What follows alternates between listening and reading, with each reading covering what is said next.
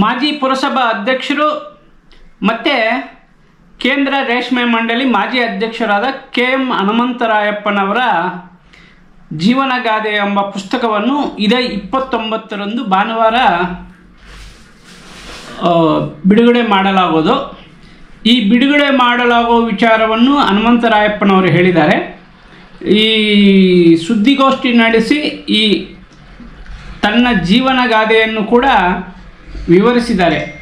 ಅವರು ಸಣ್ಣ ಗ್ರಾಮ ಕಕ್ಕೆಹಳ್ಳಿಯಲ್ಲಿ ಹುಟ್ಟಿ ಮತ್ತು ದೊಡ್ಡಬಳ್ಳಾಪುರಲ್ಲಿ ನೇಗೆ ಕೆಲಸಕ್ಕೆ ಬಂದು ಪುರಸಭಾ ಸದಸ್ಯರಾಗಿ, ಪುರಸಭಾ ಅಧ್ಯಕ್ಷರಾಗಿ ಮತ್ತು ನಗರಸಭಾ ಸದಸ್ಯರಾಗಿ, ರಾಜ್ಯ ರೇಷ್ಮೆ ಮಂಡಳಿ ಅಧ್ಯಕ್ಷರಾಗಿ, ಕೇಂದ್ರ ರೇಷ್ಮೆ ಮಂಡಳಿ ಅಧ್ಯಕ್ಷರಾಗಿ ಅವರು ಕೆಲಸ ಮಾಡಿದ್ದಾರೆ. ಮುಖ್ಯವಾಗಿ RSS ಕಟ್ಟಾಲು ಈ ದೊಡ್ಡಬಳ್ಳಾಪುರದಲ್ಲಿ ಇವತ್ತಕ್ಕೂ BJP ಮತ್ತು RSS ಇದೆ ಅಂತಂದರೆ ಅದಕ್ಕೆ ಪ್ರಧಾನ ಕಾರಣ ಮೊದಲನೇ ವ್ಯಕ್ತಿ ಆಗ್ಬೋದು ಅಥವಾ ಎರಡನೇ ವ್ಯಕ್ತಿ ಆಗ್ಬೋದು ಹನುಮಂತರಾಯಪ್ಪನವರು.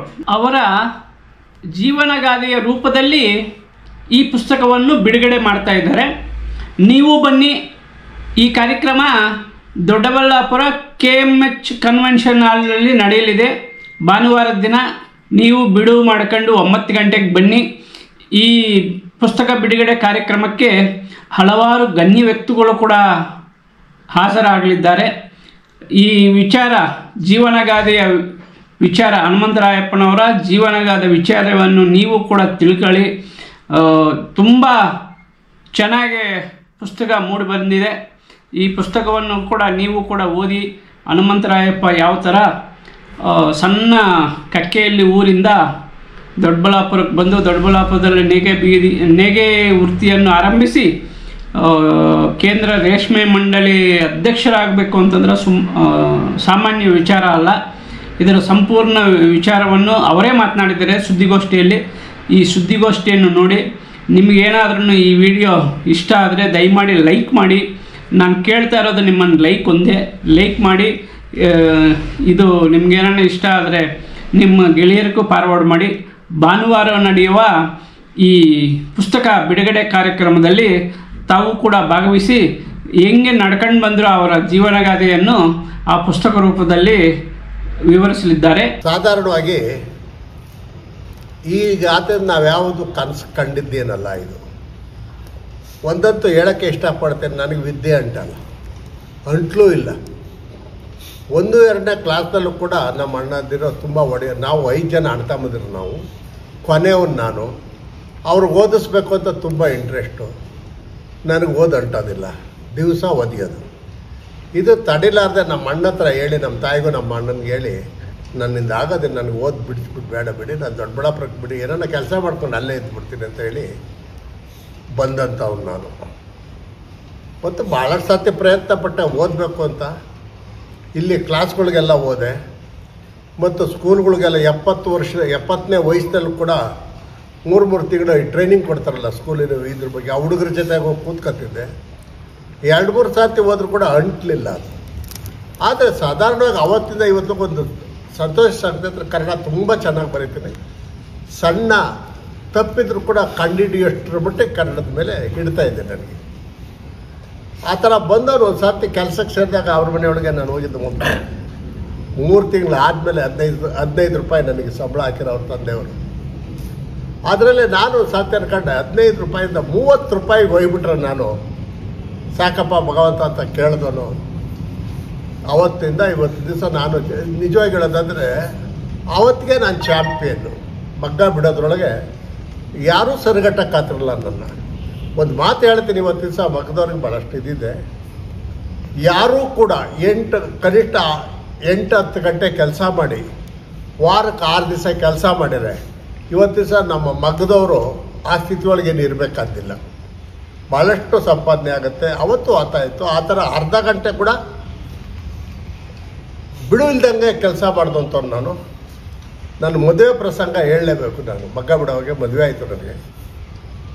ನನಗೆ ಒಂದು ಸ್ವಲ್ಪ ಇರೋದ್ರೊಳಗೆ ಒಟ್ಟು ಏನೋ ದೊಡ್ಡಬಳ್ಳಾಪುರದ ಕೆಲಸದಾಗ ಅವರೇ ಅಂತಂತಾರೆ ಒಂದು ಸ್ವಲ್ಪ ದೊಡ್ಡ ಸಂಬಂಧ ಹುಡುಕಿದ್ರು.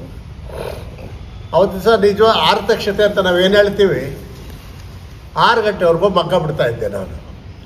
ನಮ್ಮ ಅಣ್ಣಗೆ ದಿಗಲಾಯಿತು. ಇನ್ನು ಮಗ ಸಾವುಕಾರ ಮನೆ ಬೇಡಪ್ಪ, ಸಾವುಕಾರ ಮನೆ ಸಹವಾಸ ನಿನಗೆ ಗೊತ್ತಿಲ್ಲ, ಎಲ್ಲೇನೋ ಬಡ ಅಂತ ಕೇಳ್ತೀರಾ ಅಂತ ಕಿತ್ಲಾಡ್ತಿದ್ದೆ. ಆದರೆ ಮದುವೆ ಆಗಬಾರ್ದು ಅಂತಲ್ಲ, ಸರಿ ಅಂತ ಹುಡ್ಕೊಂಬಂದ್ಬಿಟ್ಟ. ಕಕ್ಕಳ್ಳಿ ನಮ್ದು ಇಲ್ಲಿಂದ 5-6 ಕಿಲೋಮೀಟ್ರ್ ಆಗುತ್ತೆ. ಹುಡ್ಕೊಂಬಂದು ಯಾಕೆಂದರೆ ಓಡೈಬಿಟ್ಟೆ, ನನಗೆ ಯಾಕೋ ಇಷ್ಟೊತ್ತಾದರೂ ಬರಲಿಲ್ಲ ಅಂತ ಹುಡ್ಕೊಂಬಂದಿದ್ದೆ ನಮ್ಮನ್ನು. ಹೇಳಲೇ 6 ಗಂಟೆ ಏನೈತಿ ಕೆಲಸ ನನಗಲ್ಲೇ ಅಂತ ಹೋಗೋ ನಡಿ ಅಂತ ಹೇಳಿದ್ರೆ ಓದಂತಲ್ಲ. ಆ ಥರ ಇದು 3-5 ದಿವಸ ನನ್ನ ಮದುವೆಗೆ ರಜಾ. ಅದು ಮಾವನ ಮನೆಗೆ ಹೋಗಿ ಬಂದು ಅದನ್ನು ಬಿಟ್ಟರೆ ಇನ್ಯಾವುದೇ ಒಂದು ರಜಾ ತೀರ್ಕೊಂಡಲ್ಲ. ತಾಯಿ ತೀರೋದ್ರು, ತಂದೆ ತೀರೋದ್ರು, ಯಾರೇ ತೀರೋದ್ರು ಕೂಡ ಒಂದೇ ದಿವಸ ರಜಾ ನಂದು. ಅಷ್ಟರ ಮೇಲೆ ಅದ್ರ ಮೇಲೆ ಮಮತೆ ಆ ಥರ ಕೆಲಸ ಮಾಡಿ ಸಂಪಾದನೆ ಮಾಡಿದಂಥ ವ್ಯಕ್ತಿ ನಾನು. ಮತ್ತು ಅದ್ರ ಮೇಲೆ ಇವತ್ತು ದಿವಸ ಯಾವುದೇ ಒಬ್ಬ ನಾನು ದೇವಾಂಗದವ್ರ ಮನೆಯಲ್ಲಿ ತುಂಬ ಮಕ್ಕಳು ಬಿಟ್ಟು ಬೆಳೆದಂಥವ್ನು. ಒಂದೇ ಗುರಿ ನನಗೆ, ಏನಾದರೂ ಮಾಡಿ ಇಷ್ಟ ಆಯ್ತಲ್ಲ ನಾನು ಮಗ್ಗ ಬಿಡಬೇಕು, ನನ್ನ ಮಕ್ಕಳು ಮಗ್ಗ ಬಿಡಬಾರ್ದು, ಸಂಪಾದನೆ ಮಾಡಬೇಕು ಅನ್ನೋ ಛಲ. KC ಪುಟ್ಟಯ್ಯನವ್ರ ಮನೆ ಮಗ್ಗ ಬಿಡ್ತಾ ಇದ್ದೆ. ಚಾಲೆಂಜು ನಂದು. 120 ಜನರಲ್ಲಿ ಕೂಡ ನಾನು ಮೊದಲೇವನು, ಯಾವತ್ತೂ ಕೂಡ ಮೊದಲೇವನ. ಎಲ್ಲಿ ಯಾವ ಫ್ಯಾಕ್ಟ್ರಿಯಾಗ ಕೆಲಸ ಮಾಡಿರೋ ಮೊದಲೇವನಾಗೆ ನಾನು ಬರ್ತಾಯಿದ್ದೆ. ಆ ಥರ KC ಪುಟ್ಟಯ್ಯನವ್ರು ಸದ್ಯ ಕೇಳಿರು, ಏನು ಸಾಯ್ತಿಲ್ಲ ರಾತ್ರಿ ಆಗಲೂ ಸಾಯ್ತು, ನೀವು ಯಾಕೆ ರಾತ್ರಿ 3 ಗಂಟೆಗೆ ಯಾಕೆ ಎದ್ದಿರ್ತೀರ? ನಾನು ಬರೋದು ನೋಡಿದ್ರೆ 3 ಗಂಟೆಗೆ ಬರ್ತೀನಿ ಮಗ್ಗಕ್ಕೆ, ನೀವು ಯಾಕೆ ಎದ್ದಿರ್ತಾರೆ? ನಾನು ನಿದ್ದು ಬರೋಲ್ಲ ಕಾಡೋ ಅನ್ನೋರು. ನನಗೂ ನಿದ್ದು ಬರೋಲ್ಲ, ಸಂಪಾದನೆ ಆಗ್ತದಂತ ನಾನು ಬರ್ತೀನಿ ಅನ್ನೋದು. KC ಪುಟ್ಟಯ್ಯನವರು ಭಾಳ ಸಲೀಸಿ. ಆ ಥರ ಸಂಪಾದನೆ ಮಾಡಿದ್ರೆ ಮಗ್ಗದಲ್ಲಿ ಭಾಳಷ್ಟು ಅನುಭವ ಇದೆ ನನಗೆ. ನಾನೇ ಬಾಡಿಗೆಗೆ ತಗೊಂಡೆ ಮತ್ತು ಬಾಡಿಗೆಗೆ ತಗೊಂಡು ಮಕ್ಕಳು ನಡೆಸಿದೆ. ಹಾಗೆಯೇ ಅದರಲ್ಲಿ ಚೆನ್ನಾಗಿತ್ತು. ಒಂದು ಸ್ವಲ್ಪ ಒಂದೊಂದೇ ಸ್ವಂತ ಹಾಕ್ಕೊಂಡು ಬಂದಿದ್ದೆಲ್ಲ ಗೊತ್ತಿದೆ. ಸ್ವಂತ ಫ್ಯಾಕ್ಟ್ರಿ ಮಾಡಿದೆ. ಮತ್ತು ಭಾಳ ಕೈ ಹಿಡ್ದಿದ್ದು ಅಂದರೆ ನನಗೆ ಚೈನಾಯಿಂದ ರೇಷ್ಮೆ ತಂದಾಗ ತರಿಸ್ತಾ ಇದ್ದೆ. ಚೈನಾದಿಂದ ಬೆಂಗಳೂರಲ್ಲಿ ಸಾಬೋ ಸಿಲ್ಕ್ ಅಂತಕ್ಕಂಥವ್ರೊಬ್ಬರು ಚೈನಾದಿಂದ ರೇಷ್ಮೆ ತರಿಸ್ತಾಯಿದ್ರು ಚೈನಾದಿಂದ. 200 ರೂಪಾಯಿ ಕಿಲೋ ಅವಾಗ. ಅಂಥ ರೇಷ್ಮೆ ಅವ್ರನ್ನ ಸ್ನೇಹ ಮಾಡಿಕೊಂಡು ಚೈನಾದಿಂದ ರೇಷ್ಮೆ ತರೋಕ್ಕೆ ಶುರು ಮಾಡಿದೆ. ಯಾರಿಗೂ ಗೊತ್ತಿಲ್ಲ, ಬೆಂಗಳೂರವ್ರಿಗೂ ಗೊತ್ತಿಲ್ಲ, ದೊಡ್ಡಬಳ್ಳಾಪುರದವ್ರು ಅಂತ ಅದ್ರ ಇತಿಹಾಸವೇ ಗೊತ್ತಿಲ್ಲ. ಸಂಪಾದನೆ ಅದರೊಳಗೆ ಬಂತು ಅಂದರೆ ಎಲ್ಲರೂ ಕೂಡ 50 ಗ್ರಾಮ್ ಬಟ್ಟೆ ಮಾಡ್ತಾಯಿದ್ದೆ. ಒಳ್ಳೆ ಬಟ್ಟೆ ವೆರೈಟಿ. ತುಂಬ ಸಂಪಾದನೆ ಅಂದರೆ ಯಾರು ಹೇಳೋಕ್ಕಾಗೋದಿಲ್ಲ. ಭಾಳ ಜನ ಭಾಳ ಕೆಟ್ಟದಿಂದ ಸಂಪಾದನೆ ಮಾಡ್ತಾವನೆ ಅಂತ ಕೂಡ ಅಪಾದನೆಗಳು ತುಂಬ ಬಂತು ನನ್ನ ಮೇಲೆ. ನೀವು ಮಾಡಿ, ಅದನ್ನು ಮಾಡಿ. ಈಗ ಆ ಕೆಟ್ಟ ಕೆಲಸ ಏನು ಹೇಳ್ತಾ ಇದ್ದೀರ ತಾವು, ನೀವು ಮಾಡಿ ಸಾವುಕಾರ ಆಗ್ರಯ್ಯ ಅನ್ನೋದು ನಾನು. ಆ ಥರ ಇಲ್ಲ, ಏನೋ ಈ ರಾಜಕೀಯಕ್ಕೆ ಸೇರ್ಕೊಂಡಾಗ ನೀವು ಸೇರ್ಕೊಳ್ಳಿ, ನೀವು ಕಾಸು ಮಾಡಿ ಅನ್ನೋದು ನಾನು. ಓಪನ್ ಇದೆಯಲ್ಲ ಎಲ್ಲನೂ. ಆ ಥರ ಸಂಪಾದನೆಯಾಗ ಅನೇಕ ಸಾರ್ತಿ ರೈಡ್ಗಳು ಕೂಡ ಮಾಡಿಸಿದ್ರು ನಮ್ಮ ದೊಡ್ಡ ಹಿರಿಯ ರಾಜಕಾರಣಿ ಹೆಸರು ಜಾಲಪ್ಪನವರಿಂದ. ಭಾಳ ಅವತ್ತಿಂದ ಅವ್ರ ಮೇಲೆ ತೊಡೆದಾನೆ ನಾನು BJP ಬೆಳೆಸಬೇಕು ಅಂತ. ಅವಾಗ ಅದು ಭಾಳಷ್ಟು ಕಿರುಕುಳ ಕೊಟ್ಟು ಎಲ್ಲ ಜೈಲಿಗೆಲ್ಲ ಹಾಕ್ಸಿತ್ತು. ಅವಾಗೆಲ್ಲ ಗೊತ್ತಿದೆ. ಜೈಲಾಗಲಿ ಏನೇ ಆಗಲಿ ನಾನಂತೂ ಯಾವುದಕ್ಕೂ ದಿಗಿಲು ಬಿದ್ದವರಲ್ಲ. 3-4 ಸರ್ತಿ ಡೆಲ್ಲಿ ಅವ್ರು ಕೂಡ ತಿಹಾರ್ ಜೈಲಲ್ಲಿ ಕೂಡ ಒಂದು 15 ದಿವಸ ಇದ್ದೆ. ಯಾರೋ ಪೊಲೀಸ್ನವ್ರಿಗೆ ಹೊಡೆದ್ಬಿಟ್ಟು ಅದ್ವಾನಿ ಮೇಲೆ ಲಾಠಿ ಚಾರ್ಜ್ ಮಾಡಿರೋ ಒಂದು ಸರ್ತಿ ಚಳುವಳಿ ಒಳಗೆ ಆ ಪೊಲೀಸ್ನವ್ರು ಇಟ್ಕೊಂಡು ಜಾಡ್ಸ್ಬಿಟ್ಟಿದ್ದಾನೆ. ಲಾಠಿ ಚಾರ್ಜಾಗ ಅವರು ಅದ್ವಾನಿ ಅವ್ರಿಗೆ ಹೊಡೆಯಕ್ಕೆ ಬಂದಾಗ ಅವ್ರಿಗೆ ಹೊಡೆದಿದ್ದೆ. ಅದಕ್ಕೆ ನನಗೆ ಜೈಲಿಗೆ ಹಾಕ್ಬಿಟ್ರು 15 ದಿವಸ. ಅಲ್ಲಿ ಕೂಡ ತಿಹಾರ್ ಜೈಲಲ್ಲಿ ಕೂಡ ಇದೆ. ಇಲ್ಲಿ 3 ಸರ್ತಿ ಜೈಲಾಗಿದ್ದು ಗೊತ್ತಿದೆ. ಎಮರ್ಜೆನ್ಸಿ ಒಳಗೂ ಜೈಲಾಗಿದ್ದು ಗೊತ್ತಿಲ್ಲ. ಮತ್ತು ಇದ್ರ ಜೊತೆಲೇ ಸಂಘಟನೆ ಎಂದೂ ಬಿಡಲಿಲ್ಲ. ಯಾವ ಮಟ್ಟಕ್ಕೆ ಅಂತ ಇವತ್ತು ಕೆಲವರು ಯಾರೋ ಸ್ನೇಹಿತರಿದ್ದಾಗ ಒಂದು ಪ್ರಶ್ನೆ ಕೇಳಿದೆ ನಮ್ಮ ಮಗ ಅವ್ರಿಗೆ. ಇವರ ಮಗನಿಗೊಂದು ಪ್ರಶ್ನೆ ಕೇಳಿದೆ, ಪುರ್ಸೊತ್ತಿಲ್ಲ ಅಂದಿದ್ದಕ್ಕೆ ಕೇಳ್ದಲ್ಲ. ನನಗೆಂದೂ ಕೂಡ ಪುರ್ಸೊತ್ತಿಲ್ಲ ಅನ್ನೋ ಮಾತೇ ಇಲ್ಲ ನನಗೆ. ಕೆಲಸ ಎಲ್ಲ ಕೆಲಸವನ್ನು ಮಾಡಬಲ್ಲೆ, ಪುರ್ಸೊತ್ತೇ ಇರ್ತದೆ ಅನ್ನೋ ಮಟ್ಟಕ್ಕೆ ಕೆಲಸ ಮಾಡಿದ್ದು. ಅವತ್ತಿನ ದಿವಸ ಅಲ್ಲಿಂದ ನಾನು ಸ್ವಲ್ಪ ಸಂಪಾದನೆಗೆ ಶುರುವಾದ ಮೇಲೆ ಬೆಂಗಳೂರಿಂದ ದೊಡ್ಡ ವ್ಯಾಪಾರಸ್ಥರು ನಮ್ಮ ಮನೆ ಮುಂದೆ ಕಾಯ್ಕೊಂಡರು. ಬಟ್ಟೆ ನನಗೆ ಇವತ್ತು ಒಂದು 10 ಪೀಸ್ ಬೇಕು, ಇಲ್ಲ ಇವತ್ತಾದರೂ ಕೂಡ 100 ಮಗಕ್ಕೆ ಹೆಚ್ಚಿದ್ದೆ. 1ಕ್ಕೆ 4ರಷ್ಟು ಲಾಭ ಬರ್ತಾಯಿತ್ತು. ಯಾರಿಗೂ ಗೊತ್ತಿಲ್ಲ ಇದು. ಅದರಿಂದ ಆಸ್ತಿ ಮಾಡಿದ್ದು ಭಾಳಷ್ಟಿದೆ. ಅದು ಸುಮಾರು ಒಂದು 30 ಎಕರೆ ಜಮೀನು ಮಾಡಿದ್ದೆ, ಸೈಟ್ಗಳು ಮಾಡಿದ್ದೆ. ಅವಾಗ ಯಾವ BJPಯಿಂದ ಕಾಸು ಸಿಗ್ತಾಯಿತ್ತು? ನೀವೇನು ಯೋಚನೆ ಮಾಡಿ. BJPಯಿಂದ ಕಾಸಿನ ನಾವು ಕೊಟ್ಟರೆ ಸಾಕಾಗಿತ್ತು ಅದಕ್ಕೆ. ಅದರಿಂದ ಭಾಳಷ್ಟು ಸಂಪಾದನೆ ಮಾಡಿದ್ದನು. ಏನೋ ಕೊನೆ ಚುನಾವಣೆ ಒಳಗೆ ಭಾಳಷ್ಟು ಇನ್ನೂ ಎಲೆಕ್ಷನ್ ನಿಂತ್ಕೋಬೇಕಾದ್ರೆ ನಮ್ಮ ನಾಡು ಎಲ್ಲ ಸಣ್ಣ ಪುಟ್ಟ ನೀನೇ ಇದೆ ನಿಲ್ಲಿಸೋರು. ಸೋಲೋದಿದ್ದೇ ಇತ್ತು. ಕೊನೆ ಸಾತಿ ಒಂದು ಸ್ವಲ್ಪ ರೌಟ್ ಜಾಸ್ತಿ ತೊಡೆ ತಟ್ಟಕ್ಕೆ ಹೋಗಿ ಆ ತೋಟ ಕಳ್ಕೊಂಡಿದ್ದು ಗೊತ್ತಿದೆ ನಿಮಗೆ. ಒಂದು 30-40 ಲಕ್ಷ ರೂಪಾಯಿ ಸಾಲ ಆಯಿತು. ಆ 30 ಎಕರೆ ತೋಟನ 2 ಕೋಟಿಗೆ ಮಾರಿದೆ. ಇವತ್ತು 150 ರೂಪಾಯಿ ಕೊಟ್ಟದೆ ತೋಟ ಆಗುತ್ತೆ ಇವತ್ತಿನ ದಿವಸ. ಅದು ಕಟ್ಟಡ ಗುಂಟೆ ಅಂತ ಇರ್ತಕ್ಕಂಥದ್ದು ನಾನೆಂದೂ ಯೋಚನೆ ಮಾಡಲಿಲ್ಲ ಅದು ಹೋಯ್ತು ಅಂತ, ಯಾಕಂದ್ರೆ ನಾನೇ ಸಂಪಾದನೆ ಮಾಡಿದ್ದೆ ನಾನೇ. ಮತ್ತು ಆ ರೀತಿಯಲ್ಲಿ ನನ್ನ ಮನೆಯಿಂದ ಯಾವ ಆಸ್ತಿನೂ ನಾನು ಇದುವರೆಗೂ ಒಂದು ಪೈಸೆ ತಂದೆಲ್ಲ ಬೇಕಾದಷ್ಟು ಕೊಟ್ಟಿದ್ದೇನೆ. ಅದನ್ನು ಕೊಟ್ಟಿರೋದ್ರಲ್ಲಿ ಮೊನ್ನೆ ಇದ್ದಂಥ ಎಲ್ಲ ಆಸ್ತಿಯ ನನ್ನ ಊರಲ್ಲಿದ್ದಂಥ ಎಲ್ಲ ಆಸ್ತಿನ ಹೆಣ್ಮಕ್ಳಿಗೆ ಬರ್ದುಬಿಟ್ಟೆ, ಜೊತೆ ರಿಜಿಸ್ಟರ್ ಮಾಡಿಕೊಟ್ಟೆ. ಮತ್ತು ನನಗೊಂದು ಹಂಬಲ ಒಂದೊಂದು ಕೂತಿದ್ದ ಯೋಚನೆ ಬರ್ತವೆ. ಏನನ್ನ ಮಾಡಿ ನಮ್ಮೂರಿನ 2 ದೇವಸ್ಥಾನ ಇತ್ತು. ಬಸವಣ್ಣ ದೇವಸ್ಥಾನ ಒಂದು 2 ಬಾರು ಅಷ್ಟಿದು, ಮಣ್ಣಿನ ಒಂದು ಬಾಗಿಲಷ್ಟೇ, ಮಣ್ಣಿನ ಸಂದು ಬಿಟ್ಟರು ಅಷ್ಟೇ. ಬಸವಣ್ಣ ಹಳ್ಳಿ ಒಂದು 20 ಮನೆ ಇದ್ದಾವೆ ಅಷ್ಟೇ. ಇವತ್ತು 25 ಆಗಿರ್ಬೇಕು ಅಷ್ಟೇ. ಅದರೊಳಗೆ ಒಬ್ಬರೇ ತೂರಷ್ಟು, ಅದರೊಳಗೆ ಒಂದು ಬಸವಣ್ಣ ಇತ್ತು, ಅದನ್ನು ಕಟ್ಟಿಸ್ಬೇಕು ಅನ್ನೋ ಒಂದು ಯೋಚನೆ. ನಿಜವಾಗ ಒಂದು ಸ್ವಲ್ಪ ಮಾಡಿ ಭಾಳಷ್ಟು ಚೆನ್ನಾಗಿ ತಮಿಳ್ನಾಡಿನಿಂದ ಅದು ಕರ್ಕೊಂಬಂದು ಆ ದೇವಸ್ಥಾನ ಕಟ್ಟಿಸ್ಬಿಟ್ಟೆ. ಅವರು ಊರವರೆಲ್ಲ ಸ್ವಲ್ಪ ಇದು ಕೊಟ್ಟು ಅವರು ಗ್ರಾಮ ಪಂಚಾಯತರು ಎಲ್ಲ ಕೊಟ್ಟಿದ್ದು 12,000 ಇನ್ನು ಉಳಿದಿದ್ದು ನಾನೇ ಕಟ್ಟಿಸ್ಬಿಟ್ಟೆ. ಮತ್ತು ಇನ್ನೊಂದು 300 ವರ್ಷದ ಮುಂಚೆನೇ ಒಂದು ಆಳು ಬಿದ್ದಿತ್ತು ಮಾರಮ್ಮನ ದೇವಸ್ಥಾನ ಅಂತ, ಅದನ್ನು ಕೂಡ ತಮಿಳ್ನಾಡಿನಿಂದ ಕರೆಸಿ ಇದು ಮಾಡಿದ. ಅನಂತಕುಮಾರ್ ಪೇಜಾವರ ಶ್ರೀಗಳು ಎಲ್ಲ ಬಂದಿದ್ದರು. ಉಡುಪಿ ಪೇಜಾರ್ ಶ್ರೀಗಳು, ಸಿದ್ಧಗಂಗಾ ಸ್ವಾಮಿಗಳು ಬಂದಿದ್ದರು ನಮ್ಮ ಊರಿಗೆ ದೇವಸ್ಥಾನ ಉದ್ಘಾಟನೆ ಮಾಡೋಕ್ಕೆಲ್ಲ ಬಂದಿದ್ದರು. ಭಾಳಷ್ಟು ಚೆನ್ನಾಗಾಗಿದೆ. ಮತ್ತು ಅದರ ಮತ್ತೆ ಇಲ್ಲೊಂದು ಆಮೇಲೆ ಒಂದೊಂದೇ ಆಸೆ ಚಿಗುರಿದಾಗೆಲ್ಲ ಒಂದು ಸತಿ ಯಾಕೆ ಹನುಮಂತ ಅಂತ ಹೆಸರಿಟ್ಕೊಂಡಿದ್ದೀರಿ, ಹನುಮಂತಂದು ಯಾಕೆ ಮಾಡಬಾರ್ದು ಅಂದಾಗ ಆ ಮಿಲನ ಏನು ಆ ನೆಲದಾಂಜನೇಯನ ಗುಡಿ ಹತ್ರ ಇದೆಯಲ್ಲ, ತಮ್ಕಡೆ ಒಂದು ಏಕಶಿಲಾ ಆ ಶಿಲೆ, ಅದು ಮೊದಲು ಸಿಮೆಂಟಿನ ಮಾಡಬೇಕು ಅಂತ ಅಂದ್ಕೊಂಡೆ. ಅದರ ಪೂರ್ತಿ ರೂಪ ಬರೋವಾಗೆ ಬೇಡ ಏನನ್ನ ಮಾಡಿ ಕಲ್ಲಿಂದೇ ಮಾಡಿಸಲ್ಲ ಅಂತ ಮಡ್ರಾಸ್ಗೆ ಯಾರೋ ಲಿಂಕ್ ತಗೊಂಡು ಮಡ್ರಾಸ್ಗೆ ಹೋಗಿ ಅಲ್ಲಿ ಒಬ್ಬ ದೊಡ್ಡ ಶಿಲ್ಪಿಗಳು ಫಾರಿನಿಗೆ ಕಳಿಸ್ಕೊಡ್ತಾರೆ. ದೇವಸ್ಥಾನಗಳಿಂದ ಮಾಡಿ ಅದಕ್ಕೆ ನಂಬರ್ ಹಾಕಿ ಫಾರಿನಿಗೆ ಕಳಿಸ್ತಾರೆ ದೇವಸ್ಥಾನಗಳನ್ನು ತಗೊಂಡೋಗಿ ಅಲ್ಲಿ ಜೋಡಿಸ್ಕೊಡ್ತಾರೆ. ಅಂಥವ್ರನ್ನ ಹೋಗಿ ಹಿಡಿದು ಇದನ್ನು ಮಾಡಿಸ್ತಾ ಇದನ್ನು ಭಾಳಷ್ಟು ಖರ್ಚೈತೆ, ಆದರೂ ಕೂಡ ಭಾಳಷ್ಟು ಸುಂದರವಾಗಿ ಬಂದಿರೋದು ಗೊತ್ತಿದೆ ದೇವಸ್ಥಾನಗಳಲ್ಲಿ.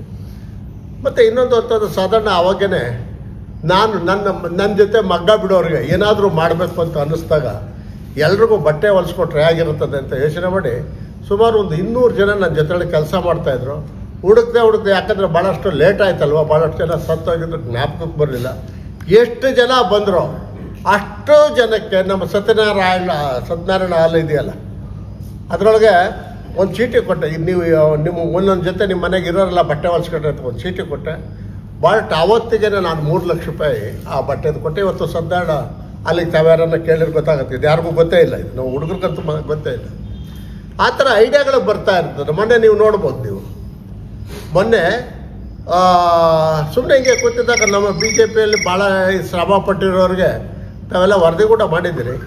ಶ್ರಮ ಪಟ್ಟಿರೋರಿಗೆಲ್ಲ ಏನೇನೋ ಮಾಡಬೇಕು ಅಂತ ಅನ್ನಿಸಿ ಮೊನ್ನೆ ಸುಮಾರು 90 ಜನಕ್ಕೆ ಸನ್ಮಾನ ಮಾಡಿ, ನಿಮ್ಮ ಎದುರಿಗೆಲ್ಲ ಸನ್ಮಾನ ಮಾಡಿ ಅವ್ರಿಗೆಲ್ಲ 10,000 ಕೊಟ್ಟಿರೋದು ಗೊತ್ತಿದೆ. ಮತ್ತು ಇನ್ನೊಂದು ಅಂದರೆ ನನಗೆ ಮೊದಲೇ ಸರ್ತಿ ನಗರಸಭೆಗೆ ನಿಂತ್ಕೋಬೇಕು ಅಂತ ಅವಾಗ ಒಂದು ಸ್ವಲ್ಪ ಶರ್ಮಾರು ನಂತರ ಶರ್ಮಾರು ವಿಶ್ವನಾಥ್ ರಾಯರ ನಂತರ ನಾನು ಇದನ್ನು ಒಂದು ಸತಿ ಎಲೆಕ್ಷನ್ ಹೆಸರು ಗೆದ್ದುಬಿಟ್ಟೆ. ಗೆದ್ದಾಗ ಏನನ್ನ ಮಾಡಬೇಕಲ್ಲ ಅಂತ ಅನ್ನಿಸ್ದಾಗ ಸಾಧಾರಣ ಆವತ್ತಿನ ದಿವಸ ಎಷ್ಟು ನನ್ನ BJP ಇದ್ದಾರೆ ಅವರಿಗೆ ಈ 200 ರೂಪಾಯಿ ನನಗೆ ಸಂಬಳ ಬರ್ತಾಯಿತ್ತು ಮುನ್ಸಿಪಾಲ್ಟಿ ಒಳಗೆ. ಅದರಿಂದ ಹಿಡಿದು ಭಾಳಷ್ಟು ಹುದ್ದೆಗಳಲ್ಲಿ ನನಗೆ ದುಡ್ಡುಗಳು ಕೊಟ್ಟಿದ್ದಾರೆ. ಸಂಬಳ ಅಂತ ಏನೋ ಅಂತಿರಲ್ಲ, ಏನಂತೀರ ಅದಕ್ಕೆ, ಆನರ ಗೌರವಧನ, ಏನನ್ನ ಅನ್ಕೊಂಡ್ರೆ ಗೌರವಧನ ಕೊಡೋದು. 80 ಆಯಿತು, ಪದ ಬರಲಿಲ್ಲ. 80,000 ರೂಪಾಯಿ ಕೊಡೋರು ಸ್ಟ್ಯಾಟಿಸ್ಟಿಕ್ಸ್ ಬೋರ್ಡು, 50,000 ಕೊಡೋರು KSMB ಚೇರ್ಮನು.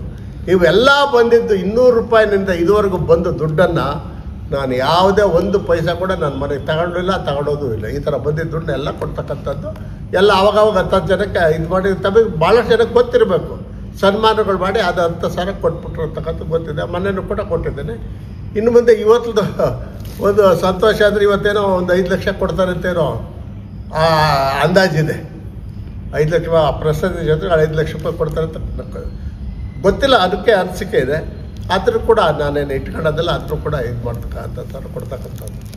ಮತ್ತು ಲಯನ್ಸ್ ಕ್ಲಬ್ನಲ್ಲಿ ನಾನು ಭಾಳಷ್ಟು ವರ್ಷದಿಂದ ತುಂಬ ಅಳಬ ಇದ್ದೀನಿ. ಲಯನ್ಸ್ ಕ್ಲಬ್ನಲ್ಲಿ ಕೆಲಸ ಮಾಡುವಾಗ ಭಾಳಷ್ಟು ಕೆಲಸಗಳನ್ನು ಭಾಳ ಒಗ್ಗಟ್ಟಾಗಿ ನಾವೆಲ್ಲರೂ ಕೂಡ ಕನಿಷ್ಠ ಒಂದು 100ಕ್ಕೂ ಜಾಸ್ತಿ ಜನ ಇದ್ದೀವಿ, ಭಾಳಷ್ಟು ಚೆನ್ನಾಗಿ ಕೆಲಸ ಮಾಡಿರ್ತಕ್ಕಂಥದ್ದು. ಮತ್ತು ಇನ್ನೊಂದು ನನ್ನೊಬ್ಬ ಸ್ನೇಹಿತ ಹೆಂಗಸ್ರಿ ಇದಾಗೋಯ್ತು, ಇರೋದು ಈ ಡಯಾಲಿಸಿಸ್ಗೆ ಬಂದಿತ್ತು, ಮಗ್ಗ ಬಿಡ್ತಿದ್ರು ಅವರು. ಅವ್ರ ಜೊತೆ ನಾನು ಮಗ್ಗ ಡಯಾಲಿಸಿಸ್ ಇದ್ದಾಗ ಆ ಒಂದು ಸತಿ ಸತ್ತೋರು. ನನ್ನ ಹತ್ರಕ್ಕೆ ಬರೋರು ಅವರು. ಆವಾಗ 500-600 ರೂಪಾಯಿ ಇತ್ತು ಒಂದು ಡಯಾಲಿಸಿಸ್ಗೆ. ಕೊಡ್ತಿದ್ದೆ. ಎಷ್ಟು ಸರ್ತಿ ಕೊಡ್ತೀರಾ ನೀವು ಒಂದೇ ಇದಕ್ಕೆ ಬಂದಾಗ ಸ್ವಲ್ಪ ಬೇಜಾರು ಬೀಳ್ತಿರಲ್ವಾ. ಏನ ವೆಂಕಟಪ್ಪ ಅಂತ ಅವನ ಹೆಸರು, ಏನಣ್ಣ ಯಾವಾಗಲೂ ಬರ್ತೀರಾ ನನ್ನ ಹತ್ರಗೆ ಅಂದರೆ ಇನ್ನು ಯಾರ ಹತ್ರ ಹೋಗ್ಲಪ್ಪ ನಾನು ಅನ್ನೋರು. ಆದರೆ ಅವ್ರಿಗೆ ಅದು ಏನಿರುತ್ತೋ ಏನೋ. ಆಮೇಲೆ ಒಂದು ಸತಿ ಆ ಅಮ್ಮ ಸತ್ತೋದ್ಲು, ಅಲ್ಲಿ ನಮ್ಮ ತೋಟದ ಪಕ್ಕದಲ್ಲಿದ್ದರು, ಸತ್ತೋದಾಗ ಯಾಕೆಂತ ಕೇಳಿದಾಗ ಡಯಾಲಿಸಿಸ್ ಮಾಡಿಸ್ಕೊಳಕ್ಕಾಗ್ದಿರ, ಕಾಸಿಲ್ದಿರ ತೀರೋದ್ಲ ಅಮ್ಮ ಅಂತ ಗೊತ್ತಾಯಿತು. ಅವತ್ತೇ ನನಗೆ ಯೋಚನೆ ಬಂದು ಅವತ್ತೇ ನಮ್ಮ ಎಲ್ಲ ಲಯನ್ಸ್ ಕ್ಲಬ್ ಅವ್ರನ್ನ ಮೀಟಿಂಗ್ ಕರೆದು ಎಲ್ಲರೂ ಕರೆದು ಹಂಗಾಗಿದ್ದಲ್ಲ ಒಂದು ಆಸ್ಪತ್ರೆ ಕಟ್ಬೋದಾ ಸರ್, ನೀವು ಮನಸ್ಸು ಮಾಡಿದ್ರೆ ನಾವೆಲ್ಲ ನಿಮ್ಮ ಜೊತೆಗೆ ಇರ್ತೀವಿ ಅಂದರು. ಅವತ್ತೇ ಮನಸ್ಸು ಮಾಡಿ ನಮ್ಮ ಹಿರಿಯರಾದಂಥ ಕೃಷ್ಣಮೂರ್ತಿ ಇದ್ದಾರೆ, ಅವರೆಲ್ಲ ಭಾಳ ಸಪೋರ್ಟ್ ಕೊಟ್ಟಂಥವ್ರು ಎಲ್ಲ ಸೇರಿ ಇವತ್ತಿನ ದಿವಸ ಅದು ಕಟ್ಟು 5-6 ಕೋಟಿ ರೂಪಾಯಿ ಆಸ್ತಿಯಲ್ಲಿ ಕಟ್ಟಿಸಿರ್ತಕ್ಕಂಥದ್ದು. ಒಂದೊಂದು ಮಿಷಿನು ಒಂದು ಇದು 8 ಲಕ್ಷ ರೂಪಾಯಿ ಒಂದು ಮಿಷಿನ್ ಆಗುತ್ತೆ ಅಂತ. 13 ಮಿಷಿನ್ ಇವತ್ತು ಓಡ್ತಾವೆ, 18 ಮಿಷಿನ್ ಓಡ್ತಾವೆ, 36 ಜನಕ್ಕೆ ಡಯಾಲಿಸಿಸ್ ಆಗ್ತಾ ಇದೆ. 1,000 ರೂಪಾಯಿಗೆ ಮಾಡ್ತಾ ಇದ್ದೀವಿ. 2 ಬಿಲ್ಡಿಂಗನ್ನು ಒಂದು ಮುನ್ಸಿಪಾಲ್ಟಿ ಸಹಕಾರದ ಜಮೀನು ತಗೊಂಡೆ ನನ್ನಲ್ಲಿ. ಇವಾಗೇನು ಆಸ್ಪತ್ರೆ ಕಟ್ಟಿದ್ದೀವಿ, ಅದು ಮುನ್ಸಿಪಾಲ್ಟಿಯವರೆಲ್ಲ ರೆಗ್ಯುಲೇಷನ್ ಮಾಡಿ ಯಡಿಯೂರಪ್ಪರ್ಕದ ಅಲ್ಲಿ ಓಡಾಡಿ ಸ್ಯಾಂಕ್ಷನ್ ಮಾಡಿಸ್ಕೊಂಡು ಅಲ್ಲಿ ಆಸ್ಪತ್ರೆ ಕಟ್ಟರು. ತಮಗೆಲ್ಲ ಗೊತ್ತಿದೆ. ಅದರಲ್ಲಿ ಇವತ್ತು ದಿವಸ ಒಳ್ಳೆ ಡಯಾಲಿಸಿಸ್ ತುಂಬ ಚೆನ್ನಾಗಿ ನಡೀತಾ ಇದೆ. ಅದು ಡಯಾಲಿಸಿಸ್ ಜೊತೆಗೆ ಇವತ್ತು ದಿವಸ ಕಣ್ಣು ಆಸ್ಪತ್ರೆ ತುಂಬ ನಮ್ಮದು ಒಳ್ಳೆ ಇಡೀ ದೇಶದಲ್ಲೇ ಒಳ್ಳೆ ಸ್ಥಾನದಲ್ಲಿದೆ ನಮ್ಮದು ಇವತ್ತು ದಿವಸ. ಕಾರಣ ಅಂತಂದರೆ ಪ್ರತಿ ಗುರುವಾರ ಟೆಸ್ಟ್ ಮಾಡಿಸಿ ಮೊದಲೇ ಸೋಮವಾರ ದಿವಸ ಇದು ಮಾಡ್ತಕ್ಕಂಥದ್ದು ಆಪ್ರೇಷನ್ ಮಾಡ್ತಂಥ ಅವ್ರನ್ನ ಬೆಂಗಳೂರಿಗೆ ಕರ್ಕೊಂಡೋಗಿ 2 ದಿವಸ ಊಟೋಪಚಾರ ಕೊಟ್ಟು ಅವ್ರನ್ನ ಕರ್ಕೊಂಬಂದು ಇಲ್ಲೇ ಬಿಡ್ತಕ್ಕಂಥದ್ದು. ಅವ್ರ ಹತ್ರ ನಾವು ಒಂದು ಪೈಸಾ ಕೂಡ ನಾವು ಅವ್ರ ಹತ್ರ ಚಾರ್ಜ್ ಮಾಡಲ್ಲ. ಇವಾಗ ಅಲ್ಲಿ ಕೊನೆಟ 30,000 ರೂಪಾಯಿ ಮೇಲ್ಪಟ್ಟಂಥ ಇದಾಗಿದೆ. ಅದಕ್ಕೆಲ್ಲ ಎಲ್ಲ ಜೊತೆ ನಾವೆಲ್ಲ ಕೆಲಸ ಮಾಡ್ತೀವಿ ಬಿಡಿ. ಇವ್ರು ಹೇಳ್ತಾರೆ ಏನೋ ಎಲ್ಲರೂ ಕೂಡ ಜೊತೆ ಕೆಲಸ ಮಾಡ್ಕೊಂಡು ಹೋಗ್ತಾ ಇದ್ದೀವಿ. ಇವತ್ತು ತುಂಬ ಚೆನ್ನಾಗಿ ನಡೀತದೆ. ಅದೇ ಅನೇಕ ಕೆಲಸಗಳು ನಡೀತಾ ಇರೋದು ಕೂಡ ಗೊತ್ತಿದೆ. ಮತ್ತು ಇನ್ನೊಂದು ಅಂದರೆ ಈ ಒಂದು ಅವಧಿ ಒಳಗೆ ಭಾಳಷ್ಟು ಯಾರೇ ಕೇಳಿದ್ರು ಕೂಡ ನೀವೇನಾದರೂ ತಿಳ್ಕೊಳ್ಳಿ, ಯಾರು ಬಂದು ಕೇಳಿದ್ರು ಕೂಡ ಅವ್ರ ಕೆಲಸ ಏನು ಅಂತ ಕೇಳ್ತೀನಿ. ಆ ಕೆಲಸಕ್ಕೆ ತಕ್ಕನಾದಂಥ ವಂತಿಗೆ ಕೊಡ್ತಾರೆ. ಯಾರಿಗೂ ನಾನು ವಾಪಸ್ ಕಳಿಸೋದಿಲ್ಲ, ಕಳಿಸ್ಲೂ ಇಲ್ಲ ಇದುವರೆಗೂ. ಕಡಿಮೆ ಕೊಟ್ಟಿರ್ಬೋದು, ಜಾಸ್ತಿ ಕೊಟ್ಟರು ಅದು ಬೇರೆ. ಮತ್ತು ಆ ವ್ಯಕ್ತಿಗಳು ಬಂದವ್ರನ್ನ ನೋಡ್ಕೊಂಡು ಇವರು ನಿಜವಾಗಿ ಇದಕ್ಕೆ ಖರ್ಚು ಮಾಡ್ತಾರೆ ಅನ್ನೋದ್ರ ಬಂದರೆ ಜಾಸ್ತಿ ಕೊಟ್ಟಿದ್ದೀನಿ, ಇದೇನೋ ದುರುಪಯೋಗ ಆಗದಪ್ಪ ಇದು ಅಂತ ಅನಿಸಿದಾಗ ನಾನು ಕಡಿಮೆ ಕೊಟ್ಟಿರ್ಬೋದು ಹೊರತು ಇದ್ದಾರೆ. ಮತ್ತು ಇದಾದ ನಂತರ ಇತ್ತೀಚೆಗೆ ಭಾಳ ಕಡೆ ಪ್ರವಾಸ ಮಾಡೋವಾಗ ನಾನು ಅರ್ಧಂಬರ್ಧ ದೇವಸ್ಥಾನಗಳು ನಿಂತೋಗಿರ್ತವೆ. ಅಲ್ಲಿ ಹೋದಾಗ ಹೇಳ್ತಾರೆ ಹನುಮಂತರಪ್ಪನವರೇ ಯಾಕ್ರಿ ಇಷ್ಟು ದಿವಸ ಆಯಿತು ನಿಂತಿದೆಯಾರ ಅಂತ ಕೇಳಿದರೆ ಅವ್ರು ಹೇಳ್ತಾರೆ ಏನು ಮಾಡೋದು ಹನುಮಂತರಪ್ಪನವರೇ, ಏನು ದೊಡ್ಡಬಳ್ಳಾಪುರದಾಗ ಗುಡ್ಡದಾಗ ದುಡ್ಡು ಹುಟ್ಟಲ್ಲ, ಇಲ್ಲಿ ಗ್ರಾಮೀಣ ಪ್ರದೇಶದಲ್ಲಿ ಏನು ಮಾಡಿ ಒಬ್ರು ಹೇಳಲ್ಲ. ಅವ್ರು ಕೆಲಸ ಮಾಡ್ರಪ್ಪ, ನೀವು ಹೇಳ್ತಾರೆ ನೀವು ಒಂದು ಸ್ವಲ್ಪ ಕೊಟ್ಟರೆ ಅಂತ ಹೇಳ್ತಾರೆ. ಎಷ್ಟು ಕೊಟ್ಟೆ ಅಂತ ಕೇಳಿದ್ರೆ ಇಷ್ಟು ಅಂತ ಹೇಳಿ ಬನ್ನಿ ಇನ್ನೂ ಕೊಡ್ತೀನಿ, ಇನ್ನೊಂದು ಸರ್ತಿ ಬಂದಂತ 2ನೇ ಸರ್ತಿ ಕೂಡ ಕೊಟ್ಟರು. ಅನೇಕ ಉದಾಹರಣೆಗಳಿದ್ದಾವೆ. ಅದ್ರ ಮೇಲೆ ಯಾಕಂದರೆ ನನಗೆ ಭಗವಂತ ಕೊಟ್ಟಿದ್ದೆ ಇಲ್ಲ ಅಂತ ನಾನು ಯಾವತ್ತೂ ನಾನು ಅಂದೇ ಇಲ್ಲ. ನಾನು ಭಗವಂತನ ನಾನು ಒಂದು ಕೇಳಿದರೆ 10 ಕೊಟ್ಟವ್ನು ನನಗೆ, ಇಲ್ಲ ಅಂತ ನಾನು ಹೇಳೋದಿಲ್ಲ. ಯಾರು ಏನು ಬೇಕಾದ್ರೂ ತಪ್ಪು ತಿಳ್ಕೊಬೋದು, ಹೆಂಗೆ ಸಂಪಾದನೆ ಅದು ನಾನು ಅಪ್ರಸ್ತುತ ಅದು ಆ ಮಾತಿಗೆ. ಯಾಕಂದರೆ ಇನ್ನೊಂದಿದೆ, ಭಾಳಷ್ಟು ಜನ ಹೇಳ್ತಾರೆ ಈ ಯಾಗಗಳು ಮಾಡಿಸಿರೆ ಮತ್ತು ಈ ದೇವ್ರ ಕಾರ್ಯಗಳು ಮಾಡಿದರೆ ನನಗೆ ನಂಬಿಕೆ ಐತೋ ಇಲ್ಲ, ಅದು ಪ್ರಶ್ನೆ ಬೇರೆ. ನಿಮಗೆಲ್ಲ ಗೊತ್ತಿದ್ದಂಗೆ ಯಾರೂ ಮಾಡೋಕ್ಕಾಗದೇ ಇರೋವಂಥದ್ದು ಭಾಳ ವರ್ಷಗಳಿಂದ ಅಂತಿತ್ತು. ಶ್ರೀರಾಮ ಪಟ್ಟಾಭಿಷೇಕ ಅನ್ನೋದೊಂದು ನಡೆಸೋದು ಇಡೀ ಅಲ್ಲ, ಶ್ರೀರಾಮ ಪಟ್ಟಾಭಿಷೇಕ ಅದು ಮೊದಲು ಮಾಡಿದ್ವಿ. ಭಾಳಷ್ಟು ರಾಜ್ಯದಲ್ಲೇ ಹೆಸರು ಬಂತು, ಅದು ಭಾಳಷ್ಟು ಚೆನ್ನಾಗಿ ನಡೀತು ಅಂತ ಹೇಳ್ಬಿಟ್ಟು. ನಿಜ ಹೇಳಬೇಕು ಅಂದರೆ ಅದರಲ್ಲಿ ನಾನು ಹೋಗಿ ಓಡಾಡಿದಾಗ ದುಡ್ಡು ಸಿಕ್ಕಿದ್ದು ನನಗೆ ತುಂಬ ಜಾಸ್ತಿ ಬಂದ್ಬಿಡ್ತು.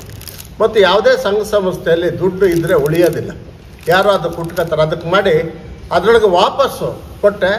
ತಮಿಳ್ನಾಡಿಂದ ಹತ್ತತ್ರ ಕನಿಷ್ಠ ಒಂದು 70-80 kg ಬೆಳ್ಳಿ ತರಿಸಿ ಅವರು ದುಡ್ಡು ಕೊಟ್ಟಿದ್ರಲ್ಲ ಅವ್ರಿಗೆಲ್ಲ ಒಂದೊಂದು ಬಿಂದಿಗೆ ಕೊಟ್ಟಿದ್ದೀನಿ.